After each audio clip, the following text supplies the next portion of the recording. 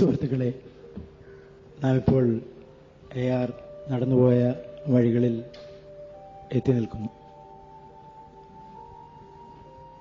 ഞങ്ങൾ വരുന്നത് വളരെ അകലെ ഗുണ്ടർട്ടൻ്റെ വീട്ടിൽ നിന്നാണ്. നല്ല വ്യാകരണവും നല്ല നിഘണ്ടുവും നല്ല കച്ചത്തോർത്തും നെയ്തിരുന്ന ഇല്ലിക്കുത്ത് കുന്ന് എന്ന സ്ഥലത്ത് നിന്ന് കേരളത്തിലെ പ്രസിദ്ധമായ കൈത്തറി കേന്ദ്രങ്ങളിലൊന്നായിരുന്നു ഇല്ലിക്കുന്ന്. അവിടുത്തെ മഗ്ഗത്തിൽ നെയ്തിരുന്ന ഒരു ഉൽപ്പന്നം അന്ന് നമ്മുടെ നാട് മുഴുവൻ പ്രസിദ്ധമായിരുന്നു. കവിതയും ഒരു നെയ്ത്താണ് എന്നും കവിതയും ഒരു വസ്ത്രമാണ് എന്നും അത് നെയ്യുന്നത് വളരെ കൃത്യമായ ഊടും പാവും കൊണ്ടുമാണ് എന്നും നാം ഇന്ന് അറിയുക മാത്രമല്ല, വൈദിക കാലങ്ങളിൽ ഭാരതീയർ വിശ്വസിക്കുകയും ചെയ്തിരുന്നു. പക്ഷേ തലശ്ശേരിയിൽ ഗുണ്ടർട്ട് മാത്രമല്ല ഉണ്ടായിരുന്നത്. തലശ്ശേരിയിൽ ഒരുപക്ഷെ നിങ്ങൾക്ക് ഇതിന്റെ കൂടെ ഓർക്കാവുന്ന ശേഷഗിരി പ്രഭുവും കൂടി ഉണ്ടായിരുന്നു. അയാളുമായി നിരന്തരം ഏറ്റുമുട്ടിക്കൊണ്ടിരുന്ന ശേഷഗിരി പ്രഭുവിന്റെ മക്കളാണ് ഞങ്ങൾക്ക് രോഗം വരുമ്പോൾ ചികിത്സിച്ചിരുന്ന ഡോക്ടർമാർ. അവിടെ തന്നെയാണ് വളരെ മുൻപ് മലയാളത്തിലെ ഒരു നോവൽ പുസ്തകം എഴുതിയ ചന്തുമേനോനും ഉണ്ടായിരുന്നത്. അദ്ദേഹത്തിന്റെ വീട് കാലം എടുത്തു കളഞ്ഞിരിക്കുന്നു. അവിടെ തന്നെയാണ് കുമാരനാശാന്റെ വീണ് പ്രസിദ്ധപ്പെടുത്തിയ മിതവാദിയുടെ പത്രാധിപർ മൂർക്കോത്തും ഉണ്ടായിരുന്നത്. അതൊരു നവോത്ഥാനത്തിന്റെ രംഗമായിരുന്നു എന്ന് നാം ഓർക്കുന്നു. അതിന് അല്പം അകലെയാണ് ഒരു സിവിൽ ഉദ്യോഗസ്ഥനാകാൻ ആഗ്രഹിച്ചും ഒരു കൃഷിശാസ്ത്രജ്ഞനാകാൻ ശ്രമിച്ചും തൊട്ടതിലെല്ലാം പരാജയപ്പെട്ട കേസരി വേങ്ങയിൽ കുഞ്ഞിരാമൻ നായനാർ അദ്ദേഹത്തിന്റെ ആദ്യത്തെ ചെറുകഥ എഴുതിയത്. നായനാരുടെ വീട് അവിടെ ഇപ്പോഴും ഉണ്ട്. പക്ഷെ ആ വീട്ടിൽ നായനാർ താമസിച്ചിട്ടില്ല. അതൊരു വലിയ ആശുപത്രിയാണ്. ഇത് പറയാൻ കാരണം കൃഷി ഒരു ശാസ്ത്രമാണ് എന്നും പുതിയ യുഗത്തിന്റെ ശാസ്ത്രങ്ങളിലൊന്ന് കൃഷിയായിരിക്കും എന്നും പുതിയ സാഹിത്യത്തിന്റെ രൂപങ്ങളിലൊന്ന് ചെറുകഥയായിരിക്കും എന്നും പുതിയ വ്യാപാര രീതിയുടെ ഒരു ഉപകരണം ബാങ്കിംഗ് വ്യവസായമായിരിക്കും എന്നും മനസ്സിലാക്കിയ ഒരു നവോത്ഥാന കാലഘട്ടം ആയിരുന്നു അത്. അതുകൊണ്ടാണ് നെടുങ്ങാടി ബാങ്കിന്റെ സ്ഥാപകനായ അപ്പു നെടുങ്ങാടി ഒരു നോവൽ എഴുതുകയും കോഴിക്കോട് ബാങ്കിന്റെ സ്ഥാപകനായ സി കൃഷ്ണൻ മിതവാദി പത്രം നടത്തുകയും മൂർക്കോത്തിനോട് വിലയ്ക്ക് വാങ്ങിയിട്ട് അദ്ദേഹം കേരളത്തിലെ ബുദ്ധമതാവശിഷ്ടങ്ങൾ ഒരുപക്ഷെ ആദ്യമായി ശേഖരിച്ച് തന്റെ പത്രത്തിൽ കൂടി പ്രസിദ്ധീകരിക്കുകയും ചെയ്തു. ഇതെല്ലാം ഒരു വലിയ പ്രവർത്തനത്തിന്റെ, ഒരു വലിയ ചരിത്ര പരിവർത്തനത്തിന്റെ, ഒരു വലിയ യുഗ പരിവർത്തനത്തിന്റെ ഘടകങ്ങളായിരുന്നു എന്ന് നാം ഇന്ന് അറിയുന്നു. ഇതേ നെടുങ്ങാടി ബാങ്കിൽ തന്നെയാണ് പിന്നീടൊരിക്കൽ വള്ളത്തോളാകുന്നതിന് മുൻപ് എറണാകുളത്തെ റെയിൽവേ സ്റ്റേഷനിൽ പാതിരയ്ക്ക് വണ്ടി ഇറങ്ങിയിട്ട് ഒരു രാത്രി മറ്റാരും തുണയില്ലാത്തതുകൊണ്ട് ഒറ്റയ്ക്ക് പോയി കിടന്നുറങ്ങുകയും കോലായിൽ കിടന്നുറങ്ങുകയും പിറ്റേന്ന് രാവിലെ വൈകി ഉണർന്നപ്പോൾ തന്നെ തൊട്ട് വിളിച്ചിരുന്ന ബാങ്ക് ജീവനക്കാരോട് ഞാൻ ഇന്നലെ ഇവിടെയാണ് കിടന്നിരുന്നത്, എനിക്കൊരു ദിവസത്തെ പലിശ വേണം എന്ന് പറയുകയും ചെയ്തത്. എന്നെ ഡെപ്പോസിറ്റ് ചെയ്തിരുന്ന ഇവിടെയാണ്. അതാണ് വള്ളത്തോൾ. അതായത് പണത്തെക്കുറിച്ച് പണം ഒരു മയിൽപ്പീലിയാണ് എന്നും അത് പുസ്തകത്തിനകത്ത് വെച്ചാൽ പെരുകുമെന്നും ഈ പുസ്തകത്തിന് നാൾവഴി പേരേട് എന്ന് പറയുമെന്നും ഇങ്ങനെ പണം പെരുപ്പിക്കുന്ന ഒരു പുതിയ മാർഗമുണ്ട് എന്നും ഉള്ള കണ്ടുപിടുത്തമാണ് ബാങ്കിംഗ് വ്യവസായം. ഇത് ഒരു വ്യാപാര സമുദായത്തിന്റെ പ്രധാനപ്പെട്ട വിനിമയ കേന്ദ്രമായി തീരുകയും ചെയ്യുന്നു. ഈ മാറ്റം എല്ലായിടത്തും ഉണ്ടായി എന്ന് നാം അറിയുന്നു. അത് പലതരത്തിലാണ് ഉണ്ടായിരുന്നത്. ഒരു നാട്ടുരാജ്യത്തിൽ ഉണ്ടാകുന്നത് പോലെയല്ല ഒരു ബ്രിട്ടീഷ് മേൽക്കോയ്മ പ്രദേശത്ത് ഉണ്ടാവുക. അതുകൊണ്ടാണ് ഒരു ചെറിയ ഫലിതം എന്നുള്ള നിലയിൽ മൂർക്കോത്ത് പല ബഡായിയും പറയുന്ന കൂട്ടത്തിൽ, മുർക്കോത്ത് കുമാരൻ പല ബഡായികളും പറയുന്ന കൂട്ടത്തിൽ തെക്കൊന്നും പ്രസിദ്ധീകരിക്കാൻ കഴിയാത്തത് കൊണ്ടാണ് കുമാരനാശാൻ തന്റെ വീണപ്പൂവ് വടക്കോട്ട് അയച്ചത് എന്ന് പ്രസ്താവിച്ചിട്ടുള്ളത്. ഇത് പുതുമയുടെ ആരംഭത്തെക്കുറിച്ചുള്ള ഒരു കാഴ്ചപ്പാടാണ്. അതായത് ഒരു ഭരണവ്യവസ്ഥ, ഒരു രാജകീയ സംവിധാനം പ്രത്യേക തരത്തിലുള്ള ഒരു യാഥാസ്ഥിതികത്വം അല്ലെങ്കിൽ ഉറപ്പ് ഉണ്ടാക്കി തീർക്കുകയും അവിടെ നിങ്ങൾക്ക് ഭേദിക്കാൻ രണ്ട് നിരയുണ്ടായിത്തീരുകയും ചെയ്യുന്നു എന്നതാണ് രാജ്യത്വത്തിന് വരാവുന്ന ഒരു ബാധ്യത. അതുകൊണ്ട് നവീനത എപ്പോഴും ഏറെക്കുറെ സ്വതന്ത്രമായ പ്രദേശങ്ങളിൽ ജനിക്കുന്നു എന്നും ഒരുപക്ഷെ മറ്റൊരു തരത്തിൽ ഇതിനെ അനുകരിച്ചുകൊണ്ടാണ് രാജരാജന്റെ മാറ്റൊലിയിൽ മുണ്ടശ്ശേരി മാഷ് പറയുന്നത് തന്റെ ഗദ്യശാസ്ത്ര ഗ്രന്ഥത്തിന് അവതാരിക എഴുതാൻ തിരുവനന്തപുരത്തൊന്നും ആളില്ലാഞ്ഞിട്ടല്ല, പണ്ഡിതന്മാരില്ലാഞ്ഞിട്ടല്ല, ഉൽപ്പതിഷ്ണുക്കളില്ലാഞ്ഞിട്ടല്ല, എന്തിനാണ് ഈ തൃശ്ശൂർ വരെ വന്നിട്ട് അപ്പം തമ്പുരാനെ കണ്ടുപിടിച്ചത്? ഇതിനും ഒരു കാരണമുണ്ടായിരിക്കണം എന്ന് മാഷ് ഒരു പ്രത്യേക രീതിയിൽ പറയുന്നുണ്ട്, മാഷ രീതിയിൽ പറയുന്നുണ്ട്. പ്രകോപനപരമായ എന്നാണ് നാം അതിന് പറയുക. അപ്പം തമ്പുരാൻ പല പുതുമകളും ചെയ്തിട്ടുള്ള ആളാണ് എന്ന് നമുക്കറിയാം. കാരണം അപ്പം തമ്പുരാൻ മംഗളമാലയിൽ സമാഹരിച്ചിട്ടുള്ള അദ്ദേഹത്തിന്റെ പച്ചമലയാള പ്രബന്ധങ്ങൾ എഴുതുകയും അത് പ്രബന്ധം എന്നുള്ള ശാഖ മലയാളത്തിൽ ഉണ്ടായി തുടങ്ങുന്ന കാലമാണ്. ആർ ഈശ്വരപിള്ളയും അപ്പം തമ്പുരാനും മറ്റും എഴുതിയ പ്രബന്ധങ്ങളാണ് മലയാളത്തിലെ ബെക്കോണിയൻ പ്രബന്ധ ശാഖയെ വളർത്തിയെടുത്തത് എന്ന് നാം മനസ്സിലാക്കുന്നു. അങ്ങനെ ഗദ്യത്തിലെ നിരന്തരമായ പ്രവർത്തനം കൊണ്ട് ഒരു ഗദ്യലേഖന പരമ്പര പ്രസിദ്ധീകരിക്കുകയും ഇന്ന് നാം ഫോക്ലോറ് എന്ന് വിളിച്ച് വലിയ ഒരു കാമധേനുവായി കറവപ്പശുവായി കരുതുകയും ചെയ്യുന്ന സാധനത്തെ ആദ്യമായി കേരളത്തിലെ ഒരു സാഹിത്യ പരിഷത്തിന്റെ സമ്മേളനത്തിൽ അവതരിപ്പിക്കുകയും ചെയ്തതും അപ്പം തമ്പുരാനായിരുന്നു. സ്വന്തം പോക്കറ്റിൽ നിന്ന് പണമെടുത്തിട്ട്, പോക്കറ്റിൽ കുറച്ചേ പണമുള്ളൂ, ഈ പണമെടുത്തിട്ടാണ് അദ്ദേഹം ഈ ഫോക്ലോർ എക്സിബിഷൻ നടത്തിയത്. വളരെ ദയനീയമായ ഒരു പ്രദർശനം. അദ്ദേഹം തന്നെയാണ് മലയാളത്തിൽ സിനിമ എടുത്താൽ എന്താണ് എന്നാലോചിച്ച ആദ്യത്തെ ചിലരിൽ ഒരാൾ. അദ്ദേഹമാണ് കേരളീയ വിഷയമെടുത്തിട്ട് ചരിത്രാഖ്യായിക എഴുതിയിട്ട് എങ്ങനെ പരാജയപ്പെടാം എന്ന് കാണിച്ച ഒരു പ്രമുഖനായ വ്യക്തി. അദ്ദേഹം തന്റെ ജീവിതം കൊണ്ട് പരാജയം എന്താണ് എന്നും പരീക്ഷണം പരാജയമാണ് എന്നും പരാജയം വിജയമാകാം എന്നും കാണിച്ചു തന്ന ഒരാളാണ്.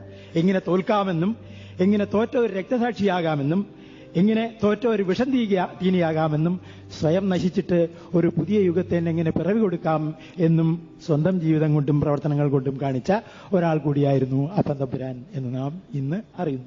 അദ്ദേഹം തന്നെ ബലി കൊടുത്ത ഒരു നവയുഗ പ്രവർത്തകനായിരുന്നു എന്നതാണ് ഇന്നത്തെ അദ്ദേഹത്തെക്കുറിച്ചുള്ള വിലയിരുത്തൽ.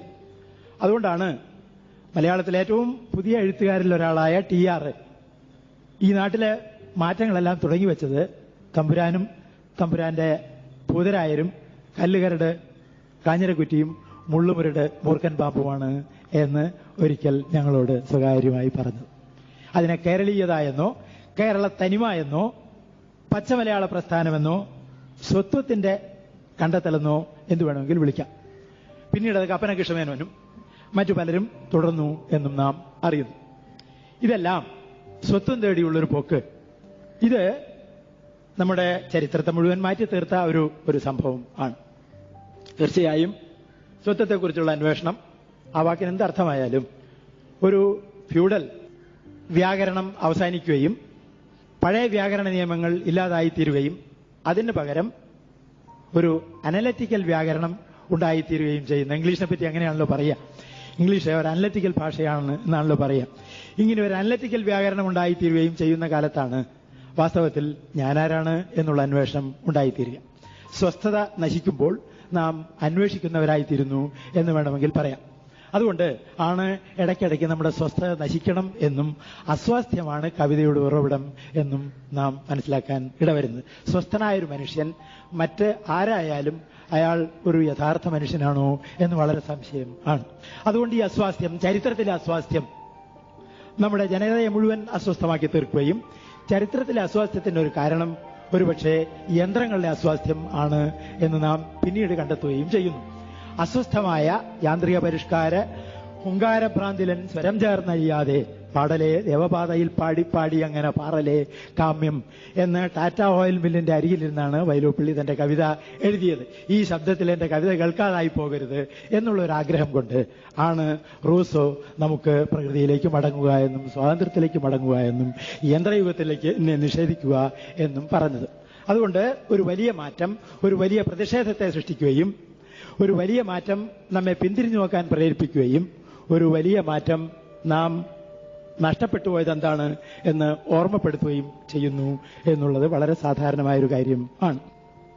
ഒരുപക്ഷെ ഇതിന് മറ്റുള്ളവരും സഹായിച്ചിട്ടുണ്ട് എന്ന് നാം അറിയുന്നു. അതുകൊണ്ടാണ് എആറിനെ പറ്റി പറയുമ്പോൾ നാം എപ്പോഴും കാൾഡ്വെലിനെ പറ്റിയും പറഞ്ഞ് തുടങ്ങുന്നു. കാൾഡ്വെലിന്റെ അന്വേഷണങ്ങൾ ഭാഷയുടെ ഗോത്രബോധം, ജനതയുടെ ഗോത്രബോധം ഉണ്ടാക്കി തീർക്കുകയും ഇന്ത്യയിൽ ആര്യ ദ്രാവിഡ സങ്കല്പവും പിന്നീട് ഒരുപക്ഷെ ലിംഗ്വിസ്റ്റിക് സർവേയുടെ കാലത്തോട് വേണമെങ്കിൽ പറയാം ഒരു മുണ്ടാ ഗോത്രത്തെക്കുറിച്ചുള്ള സങ്കല്പം കൂടി ഉണ്ടാകുകയും ഒരുപക്ഷെ അതിന്റെ ഒരു രാഷ്ട്രീയ ഫലമായി ഒരു ഇ വി രാമസ്വാമി നായ്ക്കരും വൈക്കം സത്യാഗ്രഹത്തിന്റെ നേതൃത്വവും ഉണ്ടാവുകയും ചെയ്യുന്നു എന്നും നമുക്കറിയാം. ഇ വി ആറാണ് അവിടെ നിന്ന് ഇവിടെ വന്നിട്ട് വൈക്കം സത്യാഗ്രഹത്തിന് നേതൃത്വം കൊടുത്ത പ്രമുഖരിൽ ഒരാൾ എന്ന് നമുക്കറിയാം. ഇത് ഒരു വിവേചനത്തിന്റെ ഫലം ആണ്. ഇത് ഒരു വടക്ക് തെക്ക് വിവേചനത്തിന്റെ ഫലം ആണ്. ഇതുണ്ടാകാം, ഇല്ലാതാകാം. എങ്കിലും ഇതൊരു അന്വേഷണമായി തീരുകയും ഒരുപക്ഷെ അതിന്റെ അലയൊലി എന്നുള്ള നിലയിൽ കൂടി നമ്മുടെ ഐതിഹ്യങ്ങൾ തേടിപ്പോകുന്ന, നമ്മുടെ നാട്ടുഭാഷാ പദങ്ങൾ തേടിപ്പോകുന്ന, നമ്മുടെ ബാല്യകാലം തേടിപ്പോകുന്ന, നമ്മുടെ ഭൂതത്താൻ കെട്ടുകൾ തേടിപ്പോകുന്ന ഒരു സാഹിത്യ സമ്പ്രദായം ഉണ്ടായിത്തീരുകയും ചെയ്യുന്നു. അത് ഐതിഹ്യമാലയിൽ കാണാം, കുഞ്ഞുകുട്ടൻ തമ്പുരാന്റെ സഞ്ചാരങ്ങളിൽ കാണാം. കേരളം മുഴുവൻ സഞ്ചരിക്കുകയും നാടൊക്കെ വീട്, നാട്ടുകാരൊക്കെ വീട്ടുകാര് എന്നാണല്ലോ പൊതുവാൾ, അമ്പാടി നാരായണ പൊതുവാൾ അദ്ദേഹത്തിന്റെ തൂലികായത്രം എഴുതുമ്പോൾ പറഞ്ഞിട്ടുള്ളത്. താൻ സഞ്ചരിക്കുമ്പോൾ കുടുംബത്തെ കൂടെ കൊണ്ടുപോകേണ്ട ആവശ്യമില്ലെന്നും ചെല്ലുന്നിടത്ത് ഒക്കെ കുടുംബം ഉണ്ടാകാം എന്നും ഉള്ള ഒരു ദാർശനിക ബോധം തമ്പുരാൻ ഉണ്ടായിരുന്നുകൊണ്ട് അദ്ദേഹം വെറുതെ ഈ യാത്രക്കൂലി മുടക്കുമായിരുന്നില്ല. അതുകൊണ്ടാണ് നാടൊക്കെ വീട്, നാട്ടുകാരൊക്കെ വീട്ടുകാര് എന്നുള്ള പ്രയോഗം പൊതുവാൾ നടത്തിയത്. അതിന്റെ ശരിയും തെറ്റുമല്ല. അതിൽ മറ്റൊരു ശരിയുണ്ട്, ചരിത്രത്തിന്റെ ഒരു വലിയ ശരിയുണ്ട്. കാരണം ജനങ്ങളിൽ നിന്നാണ് സാഹിത്യം ഉണ്ടാകുന്നത് എന്നും സാഹിത്യം ഒരുപക്ഷെ പിന്നീട് കടമനിട്ടൊക്കെ പറയുന്ന പോലെ കുപ്പയിൽ നിന്നുണ്ടാകുന്ന ഒരു സാധനമാണെന്നും പിന്നീട് അത് മാണിക്യമാണെന്ന് നാം തിരിച്ചറിയുന്നേ ഉള്ളൂ എന്നും അതുകൊണ്ടാണ് ഈ നാട് മുഴുവൻ അരിച്ചു പറക്കിയാൽ കോലാറിൽ അരിച്ചു പറക്കുന്ന പോലെ ചിലപ്പോൾ പൊന്ന് കിട്ടിക്കാം എന്നുമുള്ള ബോധം അദ്ദേഹത്തിനുണ്ടാകുകയും ഒരുപക്ഷെ അതിന്റെ ഒരു അല എന്നുള്ള നിലയിൽ ഐതിഹ്യമാലയുടെ ഉത്ഭവം വരികയും ഐതിഹ്യം അഥവാ നാട്ടറിവ് എന്നുള്ളത് വാസ്തവത്തിൽ നമ്മുടെ സാഹിത്യത്തിന്റെ ഒരു പ്രബലമായ ഘട്ടമായി തീരുകയും ചെയ്യുന്നുണ്ട്. ഇതൊക്കെ ഏറെക്കുറെ ഒരേ കാലത്തുണ്ടായിത്തീരുന്നതാണ്. ഇത് മാത്രമല്ല, ഒരുപക്ഷെ ആർക്കിടെക്ചറിൽ പോലും അത്തരം വ്യത്യാസം ഉണ്ടാകുന്നുണ്ട് എന്ന് നിങ്ങൾക്കാർക്കും ഓർമ്മയില്ലെങ്കിൽ എനിക്ക് ഓർമ്മയുണ്ട്. കാരണം ഞങ്ങളുടെ നാട്ടിലെ ആദ്യത്തെ കോൺക്രീറ്റ് കെട്ടിടം മിതവാദി കൃഷ്ണവക്കീലിന്റെ കോഴിക്കോട് ബാങ്കിന്റെ കെട്ടിടം ആയിരുന്നു. അതുകൊണ്ടാണ് അതാണ് ഈ ആർക്കിടെക്ചറിൽ വന്ന വ്യത്യാസം. ഒരുപക്ഷെ കാനായി തൊമ്മൻ ഒരു കാലത്ത് കൊണ്ടുവന്ന നമ്മുടെ ആർക്കിടെക്ചറൽ വ്യത്യാസങ്ങൾക്ക് ശേഷം പ്രധാനപ്പെട്ട ഒരു ആർക്കിടെക്ചറൽ വ്യതിയാനം ഉണ്ടായിത്തീരുന്നത് വാർപ്പ് വീടുകളുടെ പണിയോടുകൂടിയാണെന്നും അത്തരം വാർപ്പ് വീടുകൾ ഉണ്ടാക്കുന്നത് മിതവാദി പത്രം നടത്തുകയും ബുദ്ധ മതാവശിഷ്ടങ്ങൾ ശേഖരിക്കുകയും ബാങ്കിംഗ് വ്യവസായം നടത്തുകയും ഇതെല്ലാം കഴിഞ്ഞിട്ട് തനിക്ക് പൊളിഞ്ഞു പോകാനാണ് വിധി. കോഴിക്കോട് ബാങ്കിന്റെ ഏറ്റവും വലിയ മഹത്വങ്ങളിലൊന്ന് അതൊരു പൊളിഞ്ഞ ബാങ്കായി തീർന്നു എന്നുള്ളതാണ്. കാരണം നിങ്ങൾ ജീവിച്ച് മരിക്കുമ്പോൾ നിങ്ങൾ ലോകത്തെ മാറ്റുന്നു എന്നുള്ളതാണ്. ജീവിച്ചിട്ട് മരിക്കാതിരിക്കുക എന്നുള്ളതല്ല ഒരു മനുഷ്യന്റെയോ ഒരു സ്ഥാപനത്തിന്റെയോ മഹത്വം. ഈ മഹത്വം കൃഷ്ണവക്കീലുണ്ടായി. അതുകൊണ്ട് അദ്ദേഹം തന്റെ കാലഘട്ടത്തെ മാറ്റുകയും വ്യാകരണത്തെക്കുറിച്ചുള്ള, നേരത്തെ നാം പറഞ്ഞ കാൾഡ്വെല് വ്യാകരണത്തെക്കുറിച്ചുള്ള ചോദ്യങ്ങൾ ചോദിക്കുകയും എന്തുകൊണ്ടാണ് ഒരു വിഭാഗം ഭാഷയിലെ വിഭക്തി പ്രത്യയങ്ങൾ, ഒരു ലിംഗപ്രത്യയങ്ങൾ ഇവ മറ്റൊരു വിഭാഗം ഭാഷയിലെ ലിംഗവിഭക്തി പ്രത്യയങ്ങളിൽ നിന്ന് വ്യത്യസ്തമായിരിക്കുന്നത് എന്ന് അന്വേഷിക്കുകയും എന്തുകൊണ്ടാണ് ഏക ബഹുവചനങ്ങൾക്ക് പകരം ഏക ബഹുവചനം മാത്രം ഉള്ള ഭാഷകൾ ഉണ്ടായിത്തീരുന്നത് എന്ന് അന്വേഷിക്കുകയും ഇങ്ങനെ പ്രാഥമികമായ ചില അടയാളങ്ങളിൽ കൂടി ഭാഷാഗോത്രങ്ങളെ കണ്ടെത്തുകയും ചെയ്യുന്ന ഒരു രീതി ഉണ്ടായിത്തീരുന്നു. ഇത് നാം സംസാരിക്കുന്നത് എങ്ങനെയാണ് എന്ന്, നാം സ്നേഹിക്കുന്നത് എങ്ങനെയാണ് എന്ന്, നാം ചിരിക്കുന്നതും മുറുക്കിത്തുപ്പുന്നതും എങ്ങനെയാണ്. മുറുക്കിത്തുപ്പുന്ന കാര്യം പറയുന്നത് NN പിള്ള കോഴിക്കോട് പണ്ടൊരിക്കൽ ചെയ്ത പ്രസംഗത്തിൽ കേരളീയരെ തുപ്പുന്നതിൽ പോലും അവരുടെ സ്വന്തമായ ശൈലിയുണ്ട് എന്ന് ഒരിക്കൽ പറയണ്ടായി. കാരണം താൻ മുറുക്കിയിട്ടുണ്ടെന്നും തുപ്പിയിട്ടുണ്ടെന്നും 4 ആളോ 10 ആളോ തെന്നാലി രാമൻ ഊണ് കഴിച്ചതുപോലെ അറിയിച്ചില്ലെങ്കിൽ ഒരു മലയാളിക്ക് തൃപ്തി ഉണ്ടാവില്ല. അതുകൊണ്ട് 10 ആളുടെ ശരീരത്തിലെങ്കിലും ഈ ചുവന്ന ദ്രാവകം തെറിക്കണം എന്നുള്ളത് പഴയ ചിരിയുടെ അടിസ്ഥാന തത്വമാണ്. അതാണ് കേരളീയമായ ചിരി. അങ്ങനെ ചിരിക്കുന്ന ഒരാളെ കണ്ടാൽ അയാൾ മലയാളിയാണ് എന്നറിയാം. അതുകൊണ്ടാണ് ശരീരശാസ്ത്രത്തിൽ, ബോഡി ലാംഗ്വേജ്, ശരീരഭാഷയിൽ നമ്മുടെ കൈകൾ ഉപയോഗിക്കുന്ന കാര്യത്തിൽ അതാണ്, അതായത് എഴുന്നേറ്റ് വന്നതിന് ശേഷം കൈകൾ എങ്ങനെ ഉപയോഗിക്കുന്നു എന്നുള്ളത് ഒരു സംസ്കാരത്തിന്റെ അടയാളമാണ് എന്ന് ഇന്ന് നമുക്കറിയാം. തൊഴുന്നതും സലാം വയ്ക്കുന്നതും സാഷ്ടാംഗം നമസ്കരിക്കുന്നതും ശരീരം കൊണ്ട് പലതരം വിനയ ഔദ്ധത്യ പ്രകടനങ്ങൾ നടത്തുന്നതും നാം അറിയുമ്പോൾ ഒരുപക്ഷെ നമ്മുടെ ഭാഷയെപ്പോലെ തന്നെ പ്രഗത്ഭമായ ഒരു ശരീരഭാഷയുണ്ട് എന്ന് നമുക്കറിയാൻ കഴിയും. അതുകൊണ്ടാണ് നമ്മുടെ വിദ്യാർത്ഥികളെ സംബന്ധിച്ചിടത്തോളം അവർക്ക് പഴയൊരു പ്രാരബ്ധമില്ല. പണ്ട് അധ്യാപകനെ കാണുമ്പോൾ മുണ്ട് മടക്കി കിട്ടിയ മുണ്ട് അഴിച്ചിടണം. പാൻസ് ആണെങ്കിൽ നിങ്ങൾക്ക് ഔദ്ധത്യവും കാണിക്കാം വിനയവും കാണിക്കാം എന്നുള്ള ഒരു ഇരട്ട സൗകര്യം ഉണ്ടായിത്തീരുന്നു. അതാണ് ബഹുമാനിച്ചില്ല എന്ന് മാഷ് പറയില്ല, ബഹുമാനിച്ചു എന്ന് നമുക്ക് തോന്നുകയില്ല. ഇങ്ങനെ ഒരു സൗകര്യം പാൻസ് ഉണ്ടാക്കി തീർക്കുന്നുണ്ട്. പക്ഷേ അങ്ങനെയല്ല. ഞങ്ങളുടെ നഗരത്തിൽ പണ്ടൊരിക്കൽ പ്രതാപിയായ ഒരു ജന്മി നടന്നു പോകുമ്പോൾ, മുണ്ട് മാടിക്കെട്ടി നടന്നു പോകുമ്പോൾ, ഇത് നിങ്ങൾക്ക് സ്വദേശാഭിമാനി രാമകൃഷ്ണപിള്ളയുടെ ചരിത്രത്തിൽ നിന്ന് അറിയാം. ഇങ്ങനെയല്ല ദിവാൻ മുണ്ടുടുക്കേണ്ടത് എന്ന് ആണ് അന്ന് സ്വദേശാഭിമാനി പറഞ്ഞത്. പ്രത്യേകിച്ചും സ്ത്രീകളുടെ സദസ്സിൽ മുണ്ടുടുക്കുന്നതിന് കുറച്ചുകൂടി മര്യാദ വേണം എന്ന് പറഞ്ഞത് സ്വദേശാഭിമാനിയുടെ പ്രധാനപ്പെട്ട വിപ്ലവ പ്രവർത്തനങ്ങളിൽ ഒന്നായിരുന്നു. അതുകൊണ്ടാണ് മുണ്ടിൽ രാഷ്ട്രീയമുണ്ട് എന്ന് പറയുന്നത്. അതുകൊണ്ടാണ് ഖദറിൽ രാഷ്ട്രീയമുണ്ട് എന്നും ഗാന്ധിജി മനസ്സിലാക്കിയത്. അതുകൊണ്ട് വസ്ത്രം ഒരു രാഷ്ട്രീയ പ്രവർത്തനമാണ് എന്ന് മനസ്സിലാക്കിയ ഒരു വടക്കൻ മുമ്പിൽ കൂടി മുണ്ട് മാടിക്കെട്ടി നടന്നു പോകുന്ന ഒരു ജന്മിയെ ഒളിച്ചിരുന്നിട്ട് ആക്രമിച്ചത് വേറെ തരത്തിലാണ്. അടിക്കല്ല ചെയ്തത്. ഞങ്ങളുടെ നാട്ടില് മുണ്ട് അഴിച്ചിടുക എന്നർത്ഥത്തിൽ താക്കട എന്നാ പറയാ, താഴ്ത്തുക എന്നർത്ഥം. അയാൾ ഒളിച്ചിരുന്നിട്ട്, നേരെ ഒന്നും പറയാനൊന്നും കഴിയില്ല, ഒളിച്ചിരുന്നിട്ട് ഒച്ചത്തിൽ താക്കട എന്ന് വിളിച്ചു പറഞ്ഞു. മുണ്ട് താഴ്ത്തട എന്നാണ് പറഞ്ഞത്. പെട്ടെന്ന് അറിയാതെ ജന്മി തന്റെ മുണ്ട് മടക്കി കുത്തിയ മുണ്ട് അഴിച്ചിട്ടു എന്നാണ്. ഇങ്ങനെയാണ്, ഞെട്ടിച്ചുകൊണ്ടാണ് ഒരു വ്യവസ്ഥയെ തകർക്കുക എന്നും ഒരു മടക്കി കുത്തിയ മുണ്ടിനെ ആക്രമിക്കേണ്ടത് എങ്ങനെ എന്നും വാസ്തവത്തിൽ ഒരു കാലത്ത് നമ്മുടെ ജനങ്ങൾ ആലോചിച്ചിരുന്ന ഒരു കാര്യമാണ്. അയ്യങ്കാളിയും അക്കാര്യം ആലോചിച്ചിരുന്നു എന്ന് നമുക്കറിയാം. ഇതുകൊണ്ടാണ് ഇതെല്ലാം ഒരു വലിയ പ്രവർത്തനത്തിന്റെ, ഒരു വലിയ മാറ്റത്തിന്റെ, ഒരു വലിയ ചരിത്ര പരിണാമത്തിന്റെ ഭാഗമാണ് എന്ന് നാം ഇന്ന് മനസ്സിലാകുന്നത്. വ്യാകരണം മാറുമ്പോൾ വ്യാകരണം മാത്രമല്ല മാറുന്നതെന്നും വ്യാകരണം ഒരു അന്വേഷണമാണ് എന്നും അത് നമ്മുടെ ജീവിത വ്യാകരണത്തിലേക്കുള്ള ഒരു മടക്കമാണ് എന്നും അത് നമ്മെ തന്നെ കണ്ടെത്തലാണ് എന്നും നമ്മെ തന്നെ വീണ്ടും നിർവചിക്കലാണ് എന്നും അത് ഒരു നവോത്ഥാന കാലമാണ് എന്നും നാം ഇപ്പോൾ മനസ്സിലാക്കുന്നു. അങ്ങനെയാണ് ഒരു കരളപാണി എന്ന് വിളിച്ചത് ലഘുപാണിനി എഴുതിയതുകൊണ്ടാണല്ലോ. ആ ലഘുപാണിനിയും പാഠ്യപദ്ധതിയിൽ ഉൾപ്പെടുത്തുന്നതിന്, സംസ്കൃതത്തിന്റെ പാഠ്യപദ്ധതിയിൽ ഉൾപ്പെടുത്തുന്നതിന് ഒരുപാട് തടസ്സങ്ങളുണ്ടായിരുന്നു. അത് നമ്മൾ തമ്മിലുള്ള കാര്യം ആണ്. അത് പലരും അതിനെ എതിർത്തിരുന്നു. തമ്പുരാനുള്ള എതിർപ്പുകൊണ്ടല്ല, അത് പലരും വായിച്ചിട്ടില്ല എന്നുള്ളതുകൊണ്ടാണ്, വായിക്കാത്ത പുസ്തകം പഠിപ്പിക്കാൻ കഴിയില്ല എന്നുള്ളതുകൊണ്ടാണ്. അതുകൊണ്ടാണ് അധ്യാപകർ പലപ്പോഴും നമ്മുടെ പുരോഗതിക്ക് തടസ്സമായി തീരുന്നു എന്ന് ചിലപ്പോഴൊക്കെ പറയേണ്ടി വരുന്നു. അങ്ങനെയാണ് മുഖ്യമായ തടസ്സം. വിദ്യാഭ്യാസത്തിന്റെ പുരോഗതിക്കുള്ള ഒരു പക്ഷേ ഒരേ ഒരു തടസ്സം അധ്യാപകരാണ് എന്നുള്ളതിന് യാതൊരു സംശയമില്ല.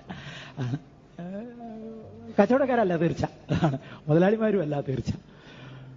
അതുകൊണ്ട് ഈ മടങ്ങിപ്പോക്ക് വാസ്തവത്തിൽ നമ്മെ വീണ്ടും കണ്ടെത്തുവാനും വീണ്ടും നിർവചിക്കുവാനും നമ്മുടെ അഭിരുചികളെ വീണ്ടും കൊണ്ടുവരുവാനും, പ്രത്യാനയിപ്പാൻ ഭവാൻ, അഭിരുചികളെ പ്രത്യാനയിപ്പാൻ ഭവാൻ എന്നുള്ള പ്രയോഗം നമ്മുടെ നഷ്ടപ്പെട്ടു പോയ നാവിനെ തിരിച്ചു കൊണ്ടുവരുവാനും നഷ്ടപ്പെട്ടുപോയ നമ്മുടെ രുചിബോധത്തെ കൊണ്ടുവരുവാനും, ശങ്കാഭേദം ഉദിക്കും അർത്ഥരുചിയങ്ങ് എന്നതിലും ഈ രുചിയുണ്ട്.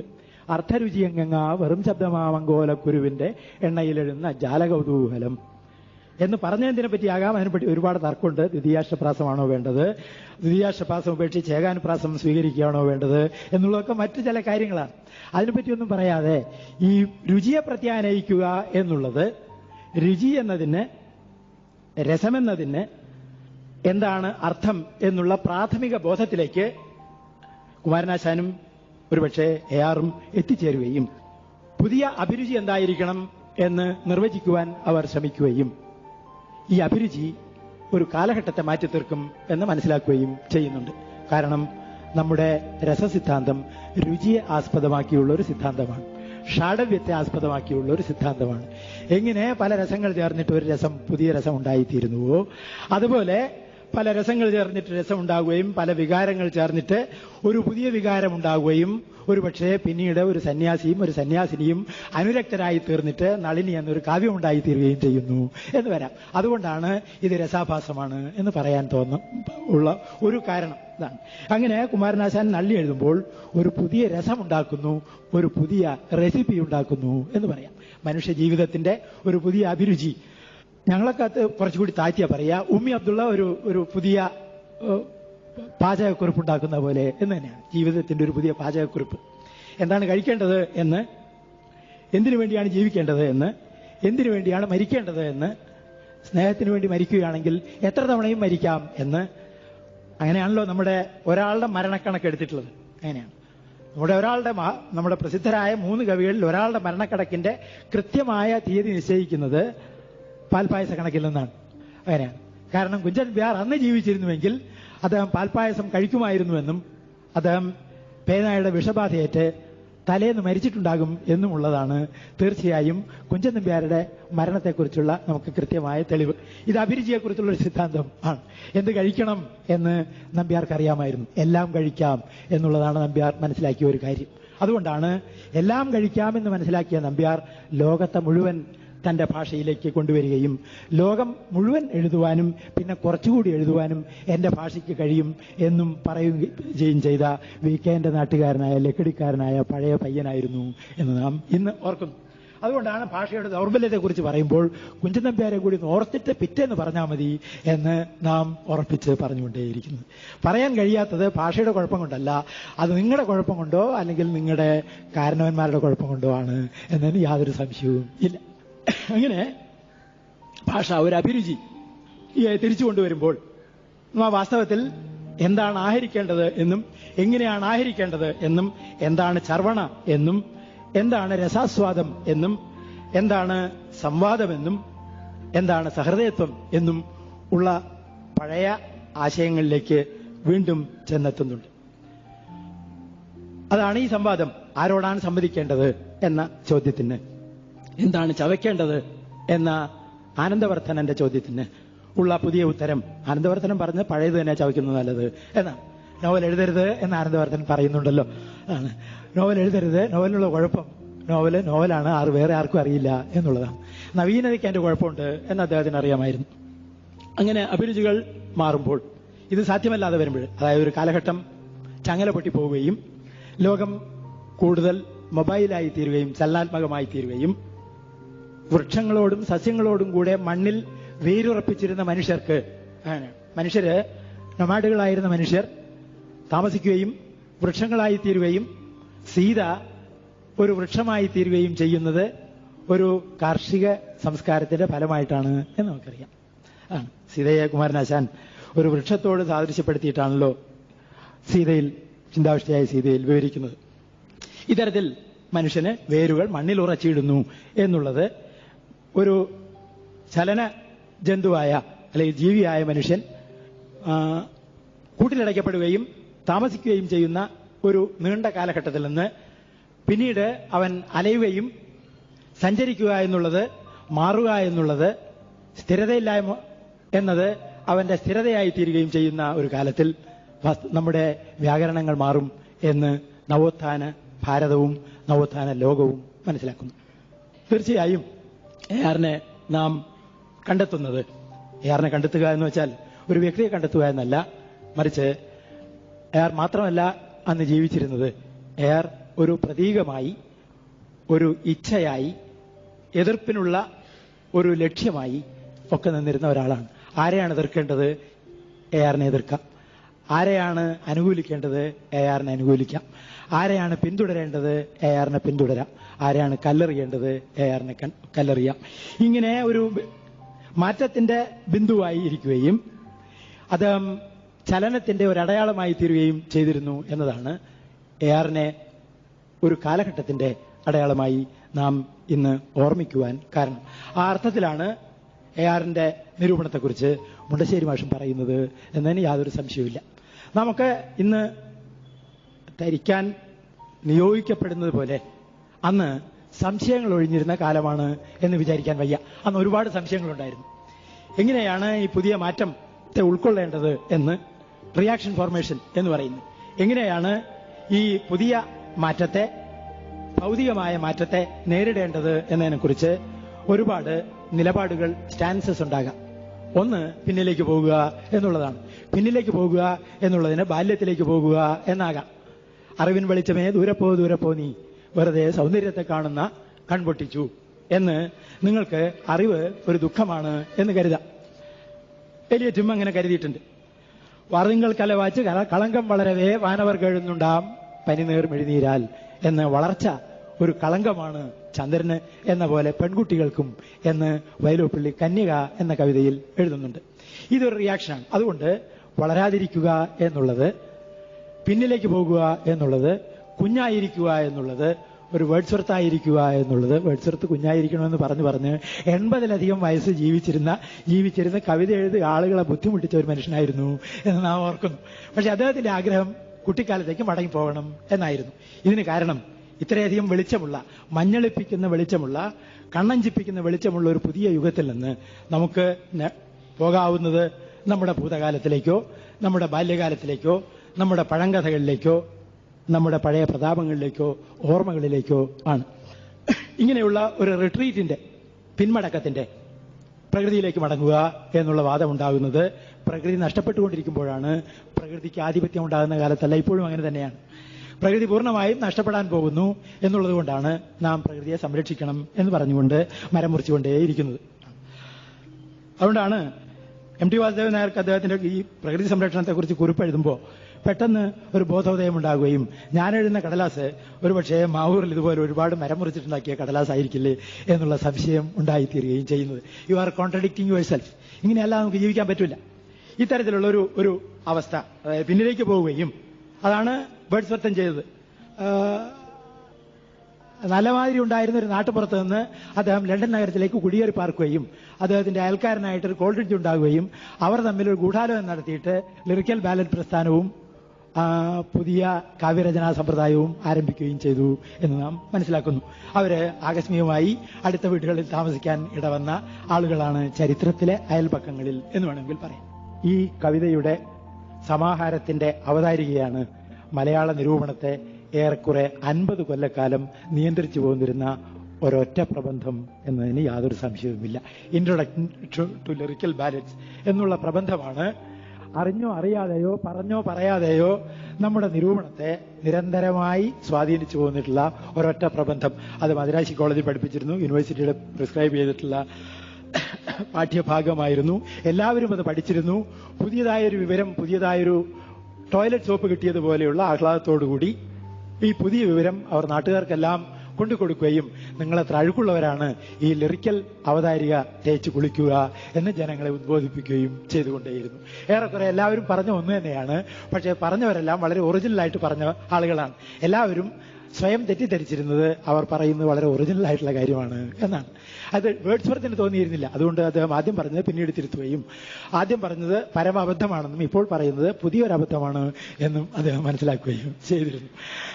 അതുകൊണ്ട് it is A spontaneous overflow powerful emotions എന്നുള്ള സ്പില്ലേജ് തിയറി അദ്ദേഹം ഉണ്ടാക്കിയതിന് ശേഷം അത് നിയന്ത്രിക്കുകയും പിന്നീട് നമ്മുടെ പരിഭാഷകളിൽ പ്രകീർത്തിക്കപ്പെടുന്ന പോലെ ഏകാന്തതയിൽ സംസ്മരിക്കപ്പെടുന്ന വികാരമാണ് കവിത എന്നുള്ള പുതിയ നിർവചനം ഉണ്ടായിത്തീരുകയും ചെയ്തു.